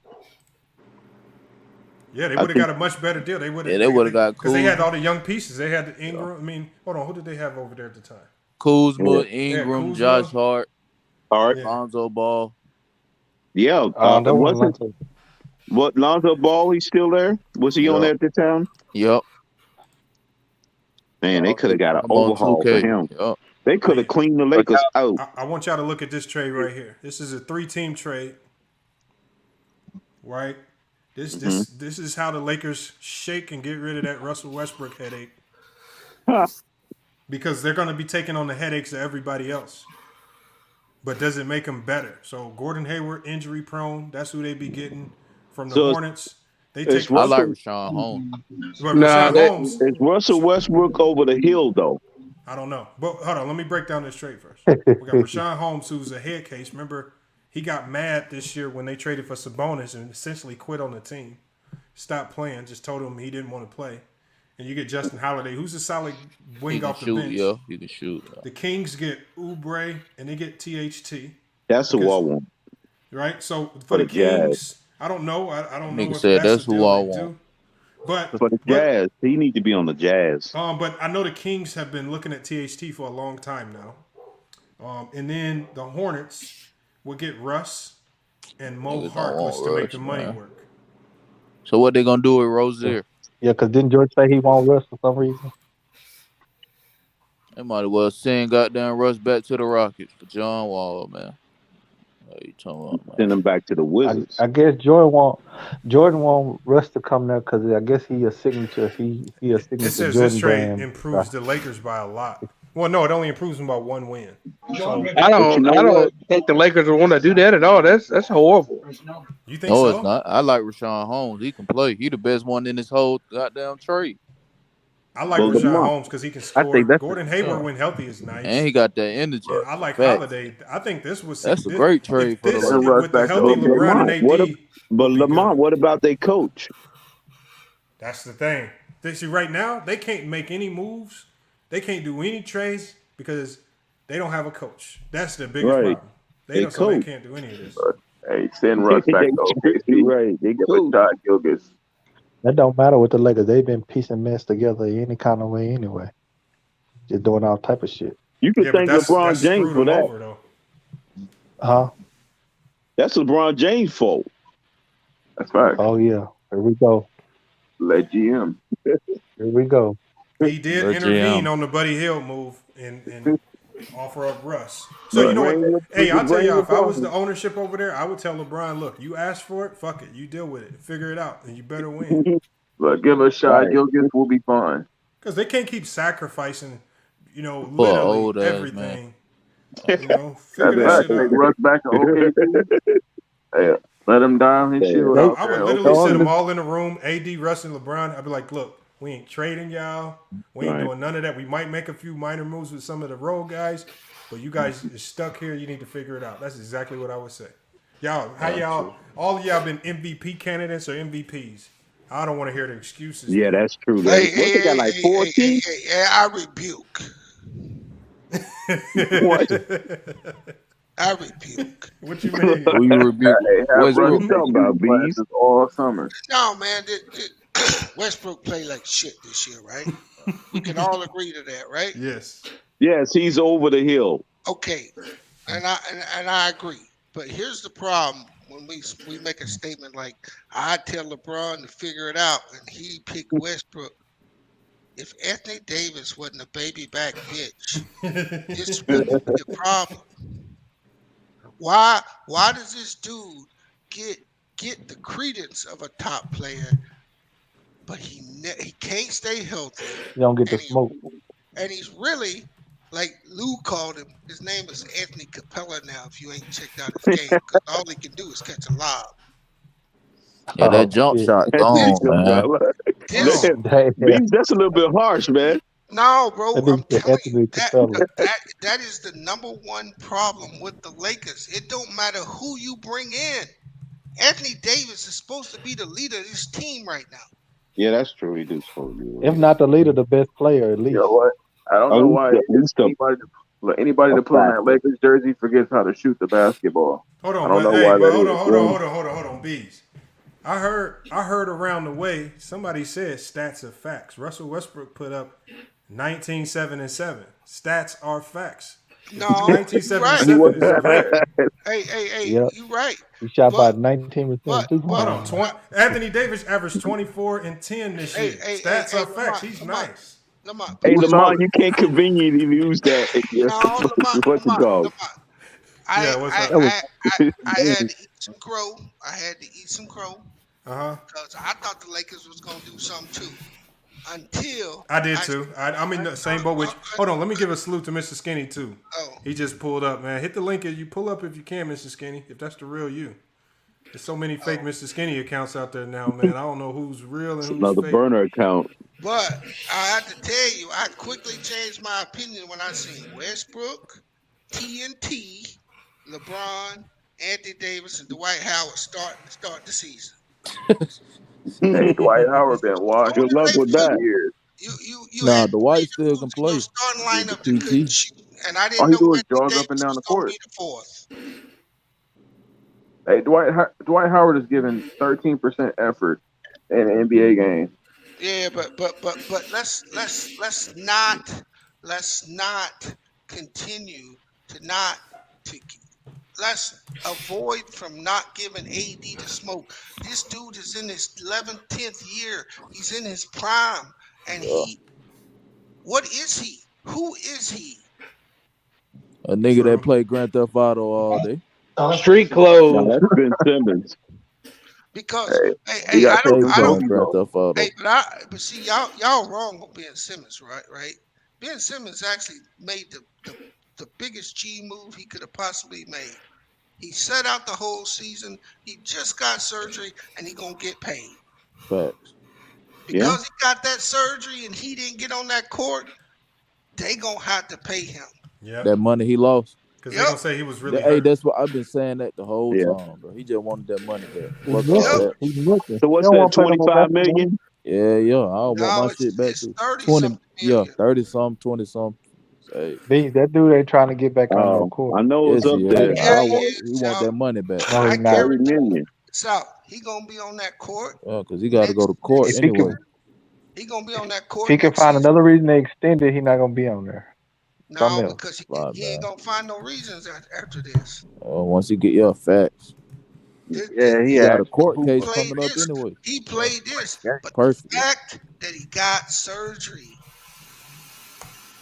But they said he was clear. But didn't they say he was cleared to play though? Yeah, but his back inflamed back up on him. That's why they ruled him back out. Dang. The fact that he got that surgery, he gonna win that arbitration. Yeah. But wait till that news. Wait till that new CBA comes up and they put that Ben Simmons rule in, and he gonna mess over. It's gonna get messy. The team's not gonna let them do what Ben Simmons did to them no more. Hey, CBA let me ask you a question. How they get a Ben Simmons rule in? How do you get a rule in the CBA, bro? You just can't put a rule in. What they gonna give up? Players gonna have to agree to it. Isn't he up there in the union stuff? No, I'm asking him. I mean, the players would gladly give them their rule. It's gonna cost them. It's gonna cost them what? It ain't gonna cost them. I mean, the owners is making enough money. They're not gonna cost the players. Okay, we can't have this conversation because you obviously don't know how contracts work. It's gonna have to be some give and take. They got to give something to get that, bro. The problem is with these negotiations, generally when the owners want something, they usually get it because they can usually hold out longer than the players can. That's what I'm saying. Like, what do you mean? Sometimes I think the owners might have the leverage because they can sit and twiddle their thumbs. I don't think they do, Lamont. I don't think they do. I think with the COVID in the last couple of years and the rise in the ratings, they can't afford to lock them players out. They got them contracts on the line. They can't afford to do it. And as this money is getting bigger and bigger and bigger, you're going to see less and less of that lockout stuff. Yeah. Because these TV stations. Salute Nico Savage. Why'd you hop out, man? You got to stay. He's out. But Bees, I definitely think it's going to be an attempt. I think they can get the rule. They just got to give up something. I mean, you look Look at what the NFL players gave up to keep Roger to get Roger Goodell to not be the power that be. They gave up all kind of money for that. Yeah. But yeah, y'all need to get back on AD, bro. Y'all stop this Russell Westbrook slander. Well, I think the Lakers can't. You recruited LeBron to come there. You know what comes with that.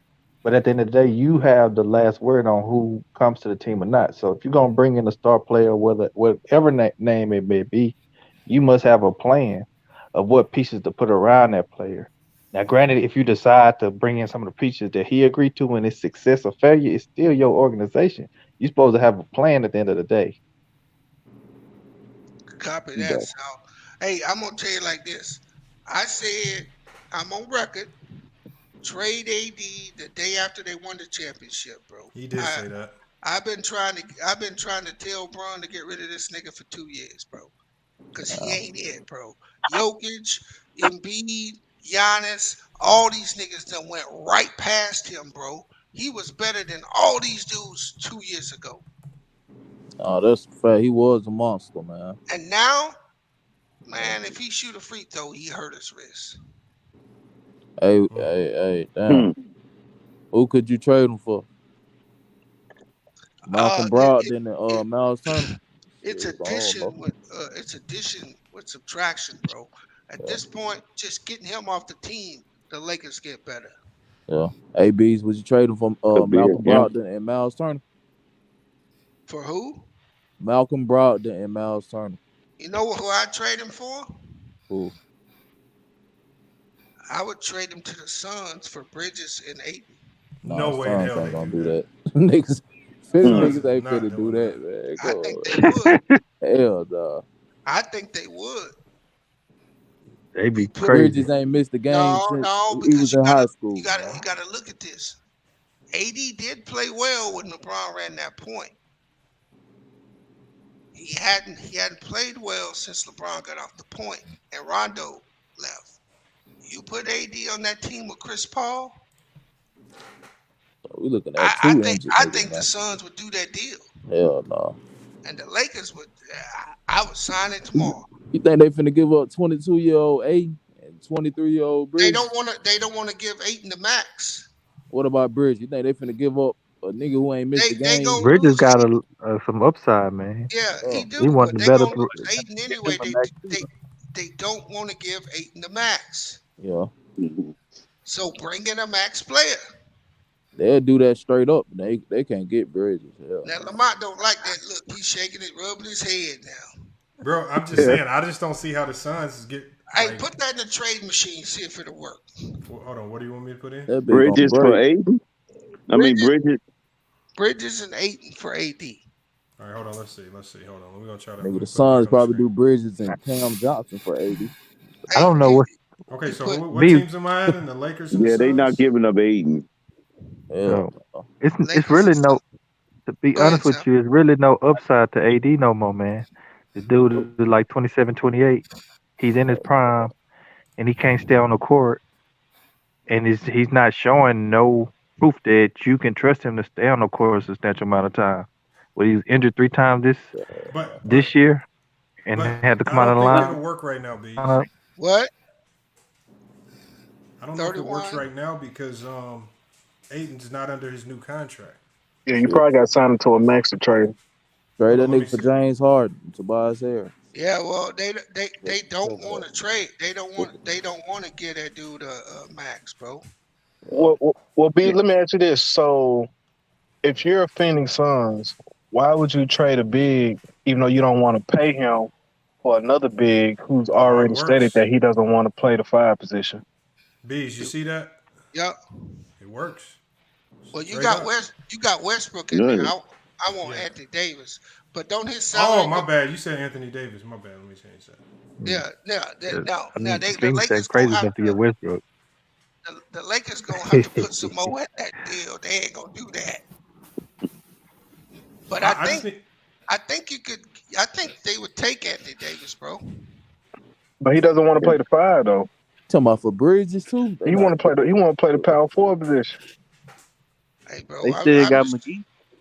Hey, what you gonna do when Ayton won't sign with you because you won't give him the max? Shit, I ain't no signing trading there. So why not? But trade? You said for Bridges too, though. They're not gonna give up Bridges. Nah, I can't. I know people you trading with gonna sniff that out. Hey, look, I'd rather trade him for Miles Turner. Miles Turner would be a good pickup for him. Yeah, and Brogdon. Nah, they got to bring in somebody that's going, you know what I'm saying, at least give them what, you know what I'm saying, Aiden was doing. You feel me? Says it's failed. So you need some more stuff to work. Hey, that's okay. We'll throw in TNT. Want no damn THC. Dynamite. That nigga ain't THC. THC. No, that nigga TNT, bro. THC, man. Bullshit weed, man. Hey, B, what great decision had the Lakers made outside of being coerced by LeBron? Oh, man. They haven't, bro. Let's ask ourselves that. They hyped him That's up. The thing. Man. So it don't even make sense to even complain about what LeBron allegedly had influence on, because they haven't made no great outside of LeBron. The worst trade in NBA history. What?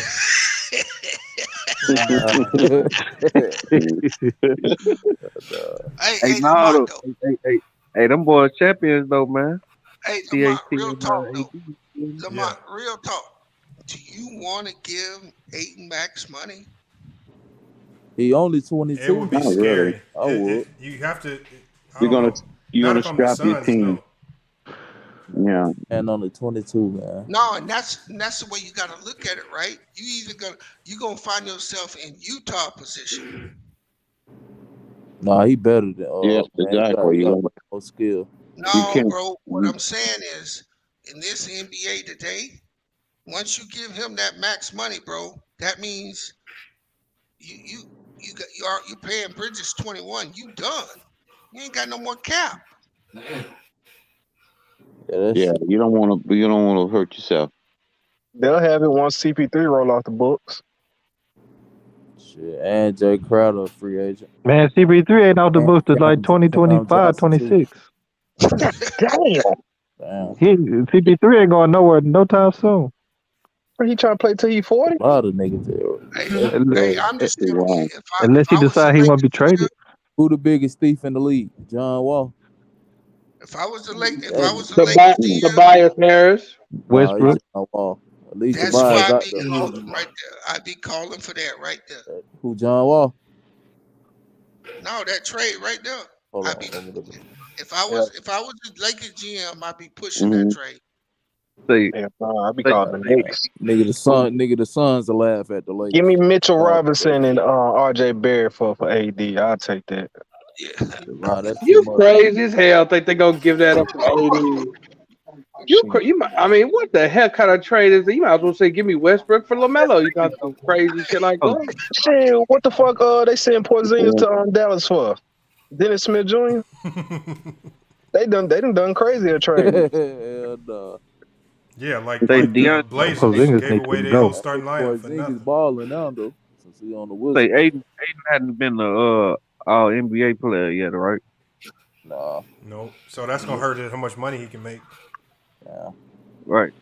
That's why I kept thinking like, damn, they might they could look at. You think Phoenix doesn't want to entertain trading with the Lakers? Yeah, because you know why they would, Sal? Because James Jones is the man. Why? Who's James Jones, Sal? Oh, he with Clutch Sports too. Nigga who shot all them threes. Hold on, he that GM? Yeah. Yeah, I forgot. Dang, that's crazy. I'm taking that Clutch Sports too far. If that happened, boy, it's gonna be another goddamn. Damn, he signed the Clutch Sports now, man. That's crazy. Who signed the Clutch Sports? If you don't move that sissy ass nigga this year, bro, you done. You ain't moving. If that dude missed 5 games. Hey, Bees, you got somebody who agrees with you. He said Suns will be unstoppable. Hey, I'm telling you, you put AD on the court with Booker and Chris Paul. I'm telling you, the Suns will do that trade, bro. Yeah, they'll be unstoppable for about 15 games.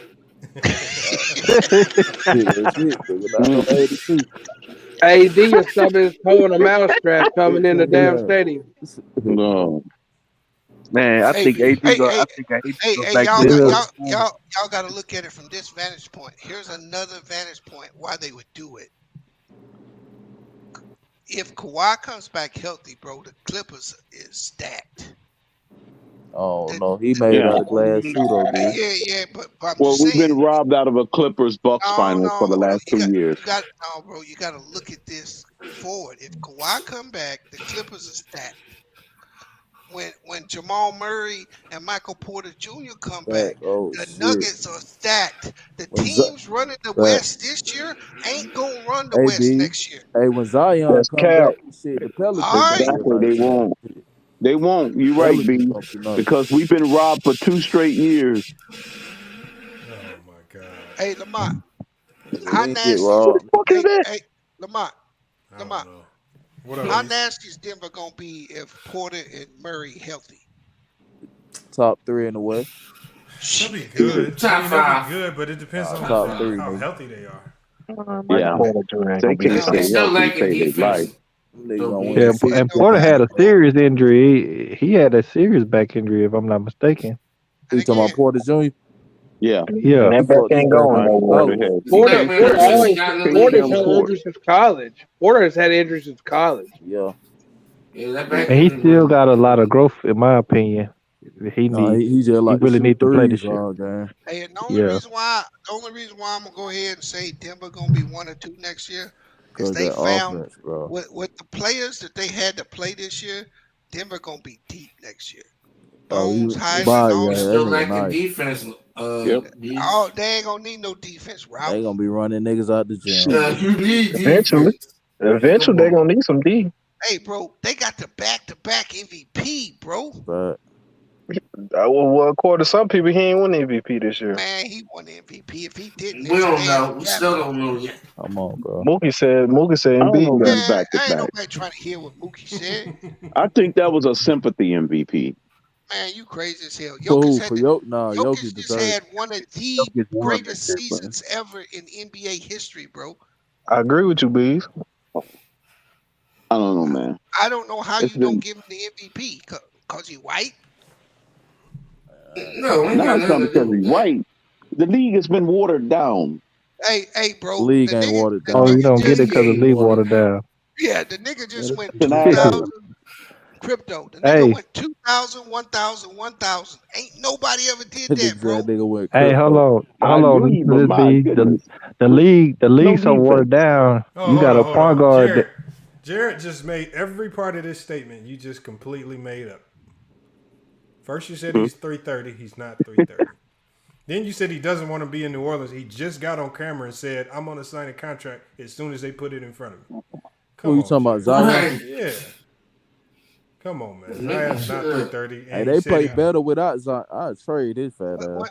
Hey, man, I'd trade that Michelin man looking motherfucker straight up out of New Orleans. Y'all know why they can't trade Zion, y'all? You can't trade him until he gets under his max deal.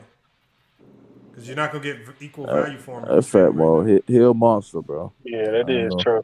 P90X and Jenny Craig might help. But he averaged 28 But whatever you want to say about him, he was averaging 27. Come on, that's crazy, bro. He was just born with that shit, man. That shit just, oh, man. I'm not trading no Zion. You must. Yeah, nah, you can't trade a nigga like that, man. I ain't gonna lie. But he can't stay on the court.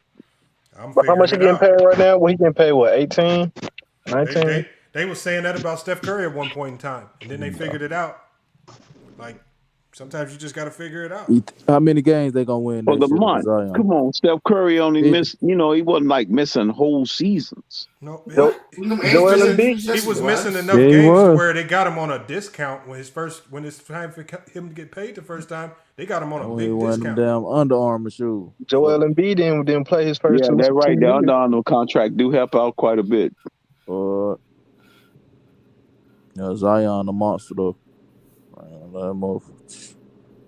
How you people talking about the league watered down? You got people like you got point guards averaging 30 and 9, 30 and 10. We ain't even talking about the whole string like Ice Trey. Right. Hey, y'all know Damn near who triple a top doubles, 5, point top 3 guards like point Luka guard? and shit. Hold on, what'd you say? That's the problem. Ain't nobody That's want to not stop no nobody. problem. Oh, so it's That's not easy a to stop problem. Trey. Nobody's taking pride. This is a spectator sport. That's the problem. That's a lot. That's You not know who true, It's take though. turned pride into at a point guard? Everybody's watching people play basketball instead of participating, And no, not playing That's a defense. lie. that's That's a not lie. true. Everybody's That's not true. scoring.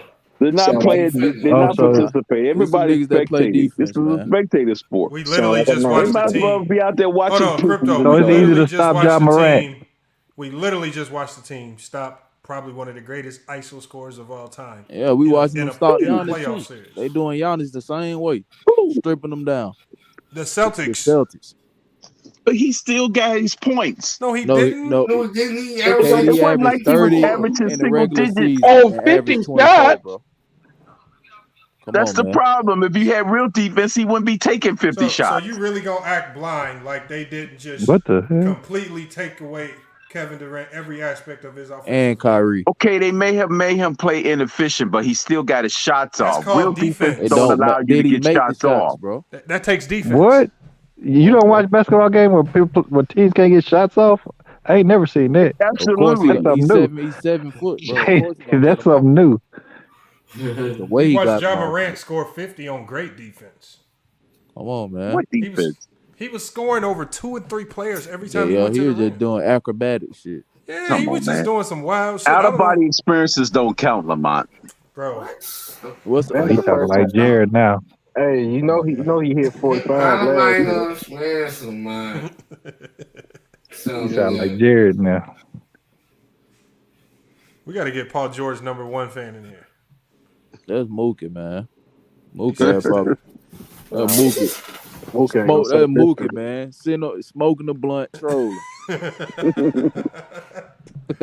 believe it. I believe it. Hey, Lamont, you think Timberwolves gonna trade D'Lo? Yeah, I've been hearing a lot about the D'Lo trade. He don't fit. He's It's kind of just something about D'Lo, man. He just moves slow. I don't know what it is. The way he play, that shit. No, he's the shoot first point guard. When you need him to be feeding the ball to Edwards and Karl Anthony Towns, he don't need to be trying to get 30 his damn self. Hey, do you like DeJounte Murray? I love DeJounte Murray. Yeah, One of the best defensive. Murray. Again, another guard. One of the He best played defensive defense. guards in the league. Yeah, he played D. Won't never get credit for it. Yeah, I feel That's sorry the because he The on the league Spurs. watered down. Well, I think he'll make All all the the good first. defenders. Everybody nobody give him overlooking the credit. Spurs. I feel sorry for him because the Spurs, they need to get rid of him, man. Let him go somewhere and win, man. That shit. Oh my God! Look at Jared, man. What are you talking about? Him, boy, Jared LeBron be look on like people's mind, boy. Jared look like a grown ass baby.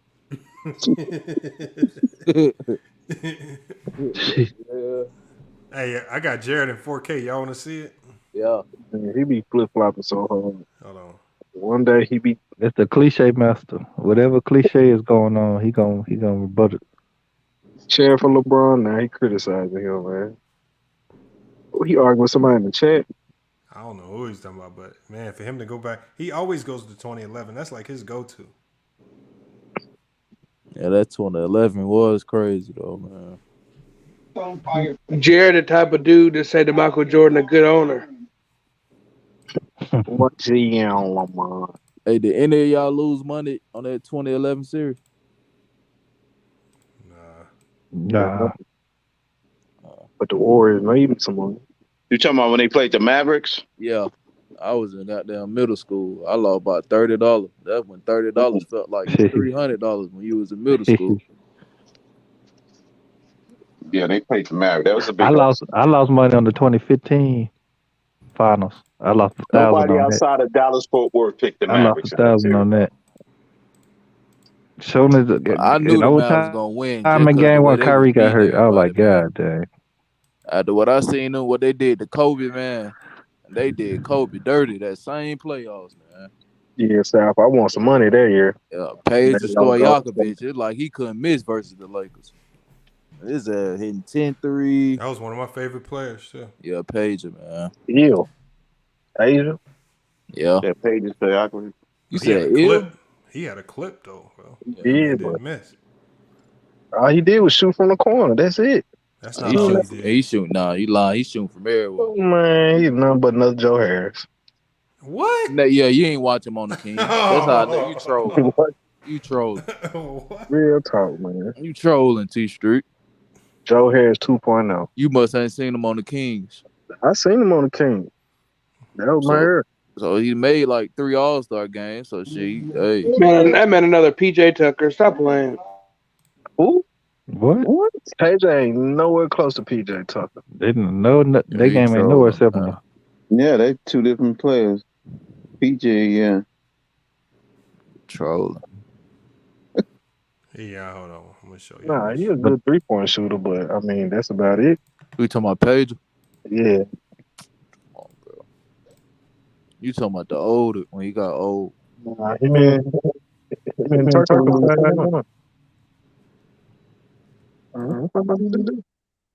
Hey, Flex Sweat.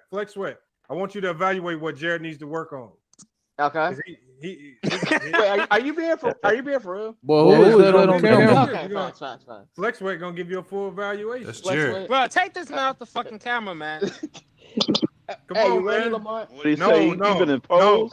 No. Yeah. Shirt off, man. Let's see it. Why you wearing Lamar, my shirt off? Lamar, How you doing this to him? No, ugly ass. Why you trolling, bro? No. How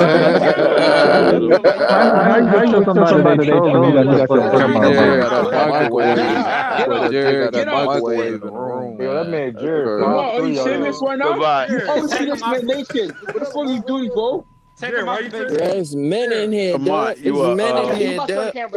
Lamar, we No, not don't here, turn it back on. Turn it off. camera on, Doug. That's been clearly etched. Man, what? Bro. Look at that. Get the fuck out. Beach body material right there. There you go. That is classic. Lamar, stop this. Him and Zion Williamson is is out of this world. Yo, Lamar. There you go. It's just bulging. All you need is some cocoa butter and some baby oil. What is he talking about? That man got carried on this shit. That's 4K, man. You look like what you call from a different world. Hey Lamar, I remember that thing, bro. You be setting niggas up. Yeah. Hey, ain't that the same string he had showed his hooper shoes? He had the red Air Max. Yeah. That nigga had the microwave right there next to the TV. That shit crazy. That's crazy. Studio life. Man, Lamar, how many months ago was that stream? That wasn't too long ago. That was probably December. December? Yep. That was the one of the last moments of 2021. Man, we got a lot of good moments. Yeah. That'd be the dudes behind all these we profiles. had Ticket shaving his head randomly because he's trying to prove somebody wrong in the chat. You said who? Ticket TV. What the hell? That's the one that showed his junk, ain't it? They was talking crazy to him in the chat about his hairline, so he took some T-liners to his head trying to prove to people that he had hair. Just messed his whole head up. And see, that's what Ticket's problem. He always feel like he got to prove something to somebody. And when him and Elder got into it, because Elder said you need the money. Now this dude went and bought a whole motorcycle. Now he's doing motorcycle blogs on moped. Hey, hold on. He bought a motorcycle. Yes, to try to flex on Elder, he went and bought a motorcycle, and then like the next day he went to the to an Audi dealership talking about he finna buy him a new coupe. and now he's selling shirts saying I need the money. He said, well, you got a shirt t-shirt? Hell no, I ain't get that weak ass shirt, bro. It's just a black shirt with white letters saying "Since I need the money," and he charging $40 for the shirt. Hey, folks been buying them shits though. That's crazy. You know what I mean? If folks been buying them, that's crazy, bro. Oh man. Hey, like then he selling hoodies for $60. Like, And man, it's crazy, bro. Hey, shit, hey. I think probably made 20,000 off them shirts. Oh That's man. crazy. So is it a game tomorrow? Nope. It should be games tomorrow. No, they come back on Thursday. Oh, it ain't no games tomorrow? No, Friday and Saturday. They Friday. No, oh shit, Friday. I'm about to watch the new Doctor Strange movie. I'm not watching no basketball. Oh, so you ain't gonna watch the games on Friday? They're all game 3s. I might do something. I mean, it depends on what time I gotta go see Doctor Strange though, man. That movie looked crazy. You'll watch if the Trailblazers still playing. Shit, not with the roster they got. Yeah, I watched the game. I ain't know nobody on the court. Man, I went to bro. You know how embarrassed I was. Thought I was about to. I said courtside. It's all about. The next thing I know, I got Greg Brown, Trenton Watford. I'm talking about what the fuck is this? Goddamn Justin Winslow. Bro, the Suns beat the dog shit out of them that night, man. Hey, said, Greg, what the fuck is this? Greg Brown a dog though. Yeah. They totally dismantled a roster, man. Chris Dunn. Come on. Bang, hit the link. Hold on, we gotta get Bang. They gonna come in here talking about Bone Thugs and Harmony and shit. I feel sorry for Dame. Dame trying to be a real nigga, man. He trying to do two that lead, man. He gonna try to do his best LeBron impression this summer. They said he working with the team to build a better roster. Who want to go there, man? I don't know, bro. I don't know what the hell they doing. Only bright spot they got is Anthony Simons, man. Hey, would you trade AD for Dame? And he will probably get traded soon. No. That won't be. Damn, you wouldn't trade? You wouldn't give up AD for Dame? I wouldn't give up Dame. The Dame kind of older though. That's the only thing. If Dame was younger, maybe it makes sense. Like 28, 29. But Dame, what, 32, 33? I mean, really, I don't even really believe Dame was really injured this year. I think they just needed a reason to tank games. True. So. The hell they gonna do with Nurkic? Because the abdomen injury ain't really a basketball injury. Nurkic want to be in LA. I think Nurkic's gonna figure out how to get to the Lakers. True. I felt like the Lakers should have went after T.J. McCullough instead of Westbrook. I think he would have been a good mix with LeBron and AD.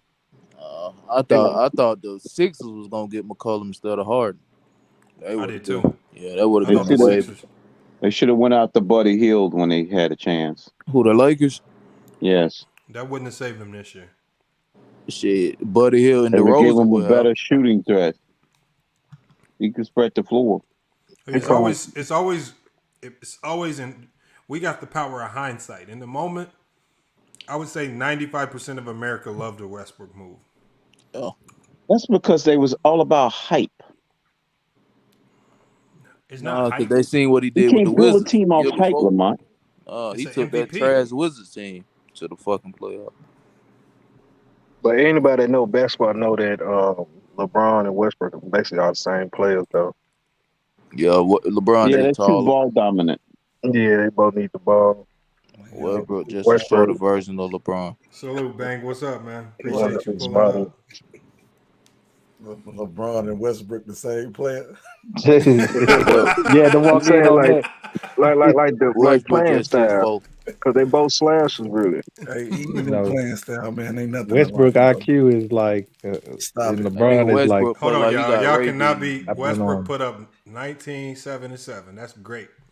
That nigga Westbrook play like he got Ray B. Hey, yeah, 19 turnovers, 7 points. No. In 7 minutes. That shit wild, bro. Bang, wasn't that stat line great? And 5 minutes later. That's a good ass stat line, no doubt. It is. Lamont, that's should have known shit was over. Lamont, you got to give some context to that stat line. He's definitely not the floor raiser. He came to LA wearing dresses, throwing up with a dress. Lamont, you got to give some context to that stat line. All that came in probably garbage time. Wow, man, nigga ain't rocking the blue hair. Came to LA with the blue hair, the dresses on. If I was LeBron, I just throwing up leave, crib, bro. man. I would leave. Why would you leave? It's not a good look, bro. Hey, Bang, I told you, let him come. Send him to the Nets, man. Send Brown to the Nets. No, bro. If I was him, I'd go to the Clippers. With Kawhi? No, get Wiggins out of there. Send Wiggins to the Lakers. Wiggins. Yeah. Wiggins. You would switch to the Clippers that quick? Hey, bro. I'm gonna stick it to I want to stick it to the Lakers and Phil Jackson. Phil Jackson ain't over there. Man, Phil Jackson making moves. He working. Yeah, he working with the Lakers and picking a new coach. He's just an advisor. Yeah, he can advise picking Lamar Odom, who was on crack up too. Thank you. The same thing Rambis did. Come down there and tell into the locker room and tell this dude how to coach. That's crazy, bro. Nigga Lamar Odom. Man. Hold on. What is Phil Jackson doing in there? Phil Jackson. Lakers got a lot of years ago that Phil Jackson picked that dude coach, bro. He picked Frank Vogel. Was it Phil Jackson banging the owner of the Celtics? I mean the Lakers. Told LeBron no. They told him you can't have Tyloo. We'll put Jason Kidd on the sideline, but we gonna give you Frank Vogel, nigga. So they've been trying to sabotage this nigga the whole time, bro. That's a bad move. They said they finna get set him up for failure out the gate when they didn't let him bring his own coaching staff in. The Lakers, Becky Hammond. And then they point the finger saying, hey, he's the secret leader. He's a secret owner of Clutch. It's Clutch's fault. They pressured us into getting Westbrook. You know what I'm saying? Like the whole shit, the Lakers is just fuck the Lakers, bro. For real. Wasn't Phil Jackson married to the owner? What's her face? Yeah. Oh, so he all up in. I mean, he got mad. That's why she got rid of Kuzma, okay? Because Phil came into play. Jane and Buzz. It sounds like do you think that's true? You think she was really messing with Kuz? Hell, man, everybody no was way in that nigga should man. have been on the roster, bro. I don't know. I wouldn't be surprised if Magic in there and LeBron in there cheesing. Man, no, them niggas didn't hit But that. look what Magic did, though. He just up and left. Hey, this nigga went to Bron crib for 2 hours. Come on to the Lakers. Oh, they're playing Madden. Then he just left. He was at the crib playing Madden. This nigga here, man. Magic crazy, bro. Bron too friendly, man. Hey, you just missed it. Mookie was just here, man. I don't give a fuck, man. Man, but I'm done with that shit, bro. Hey, these niggas take this shit too serious. Yeah. I feel you here. You know what I'm saying? Hey, Bang.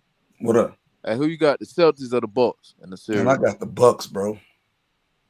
I don't like the Celtics.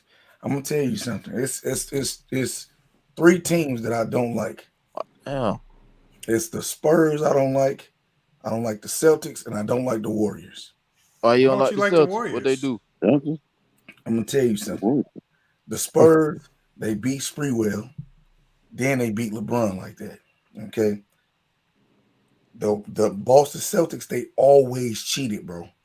They to me, they wasn't even good. They was cheating their ass off. The Warriors, they just some hoes. Niggas have to gang up. When you got to gang up on niggas, bro, you a hoe. You feel me? Hold on, man. But we talking about this year, though, Bang. When I go to the gym, hey, Bang, whenever I go to the gym, I'm bringing all my D1 homies. We about to bleed everybody in the that's fine. But guess what? That's cool if other people bringing D1 homies. That's cool. No, I don't care who you bring. You can have some high school. Look, you go bring your D1 homies. You whoop them niggas at the gym, right? With your D1 homies. Then they go and fucking just get NBA players. You see what I'm saying? And then want to talk shit to you. I mean, come on, that's some whole shit, bro. That's how I go though. Hey, no, man, that's some whole shit. Nigga said he don't like the Celtics. And see, people don't. I don't like they franchise, nigga. I don't care who put the jersey. You don't like the team this year though? You don't like the way they play? Hey, I don't like the way Tatum play. He too cool for school, bro. You know what I'm saying? They call that nigga pretty hair. No, they call him pretty hair Tatum, man. No. It's Jaylen. I like Jaylen Brown more than I like Tatum. I like that defense, man. I know he got a white baby. Hold on, let Bang finish. And you see what Jaylen Brown did last game. Okay, if he don't have those type of games, the Celtics not gonna win, bro. But they got that defense. That defense always can keep you in the game. And you can't say it's Marcus Smart, so you know it's scheme. That nigga didn't even play. Yeah, it's scheme. It's that coach, bro. You like Grant Williams? Man, he was bodying the shit. He was bodying the shit out of Giannis in the first half, boy. I was like, damn. That nigga Grant looked like D'Lo Brown from WWF. Hey, the light skinned dude. The bull looking motherfucker. Hey, he be hitting them threes. He wide the fuck open, bro. Facts, man. They gonna beat them. They gonna beat them. Hold on, Bank. We asked everybody this today. Now that we kind of seen how things are panning out, injured teams are starting to get their guys back. Who you got winning it all?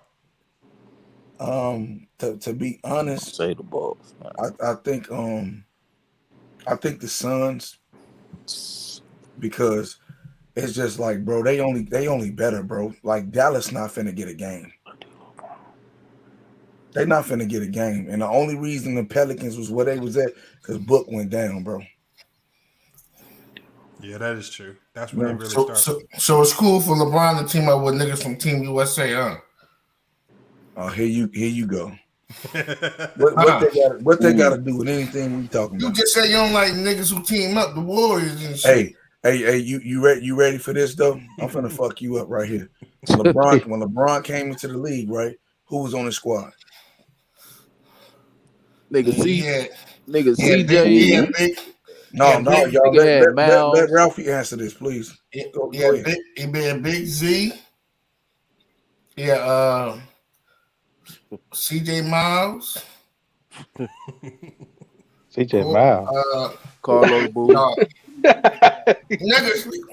Hey, you see what you're doing? That's what I'm talking about. But in any event, 3 years later, he went to the finals with some scrubs, right? So I ain't gonna. And then he beat the former champs in the Pistons, who was squadded up. That wasn't the same Pistons. Shut up, nigga. That beat the Lakers, right? They beat Shaq and Kobe them, right? So LeBron beat them. Okay, so what the Boston Celtics do? They go get Kevin Garnett, Ray Allen, and Paul Pierce. Why you ain't bitching about that? That's the first niggas who teamed up. They didn't team up for no LeBron because he didn't win that. What motherfucker? He was the Eastern Conference champion. What are you talking about? That's not winning anything. Man, actually, there was a counterpart. Nigga, I'm not assembled a super team just to beat LeBron. Is what he getting at. How you gonna assemble? Hey, the truth is the truth. I don't care what you're talking about. He only went to Miami because what Boston did, bro. Fuck what you talking about.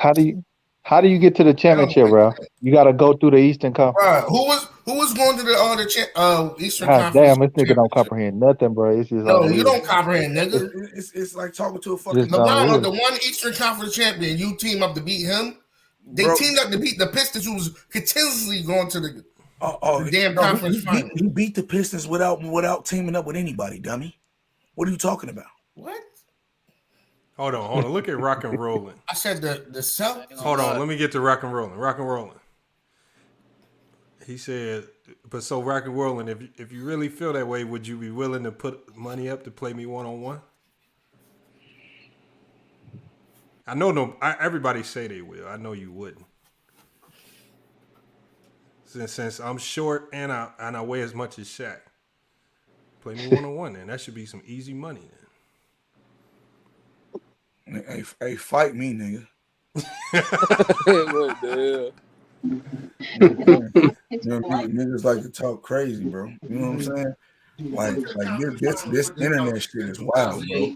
Like I just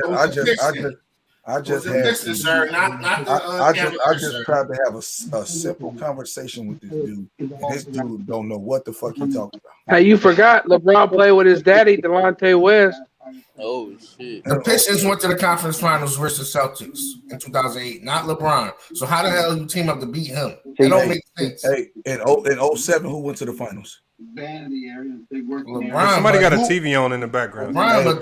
In 08, ain't no Bron, but in 07, who went to the finals? But because 2 years back to back, who went to the conference finals? Was it the Celtics? Detroit Pistons, sir. Was it the Pistons? Who beat the Pistons? LeBron did. Okay, so what the fuck are you talking about? No, what the fuck you talking about? Who was in the conference final more than one? What are you talking about, nigga? They knew.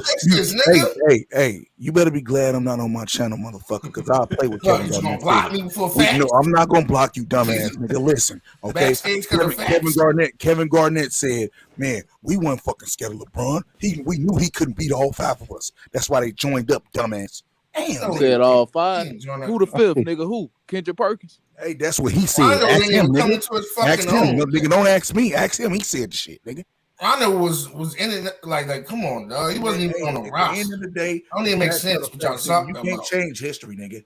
You can't change history. LeBron, nigga. They built that team for LeBron. The Pistons beat the Lakers. Went back to the championship versus the Spurs. LeBron beat the Pistons. Lost against the Spurs, and LeBron lost against the same Spurs. He beat the defending champs, right? No, he didn't beat the the Pistons won the defending champs? I'm done talking to you, bro. Was Ben Wallace there, sir? I'm done talking to you, bro. It don't matter. Yeah, because Ben Wallace wasn't there, sir. He's of the defense, sir. They had Chris Webber replaced him. Whatever. It don't even make sense. Billups was there. Rasheed was there. You talking about being phony? I don't care what you talking about. Even Chris Webber was there. The slogan is being phony. That nigga said Chris Webber. Hey, you being phony right now. Did Kendrick Perkins play in that game 7 against y'all? So that means y'all shit didn't count. That means he didn't count. What? The hell is Look, you he talking? don't even know. You don't even make sense. You know, it'd be bad when you know about Lakers games more than the Lakers. The glasses are foggy. You know more about. Same bullshit. You supposed to be a Kobe fan, right? The Lakers. Remember, Perkins got hurt in game 6. Okay, bro. That was in 2000.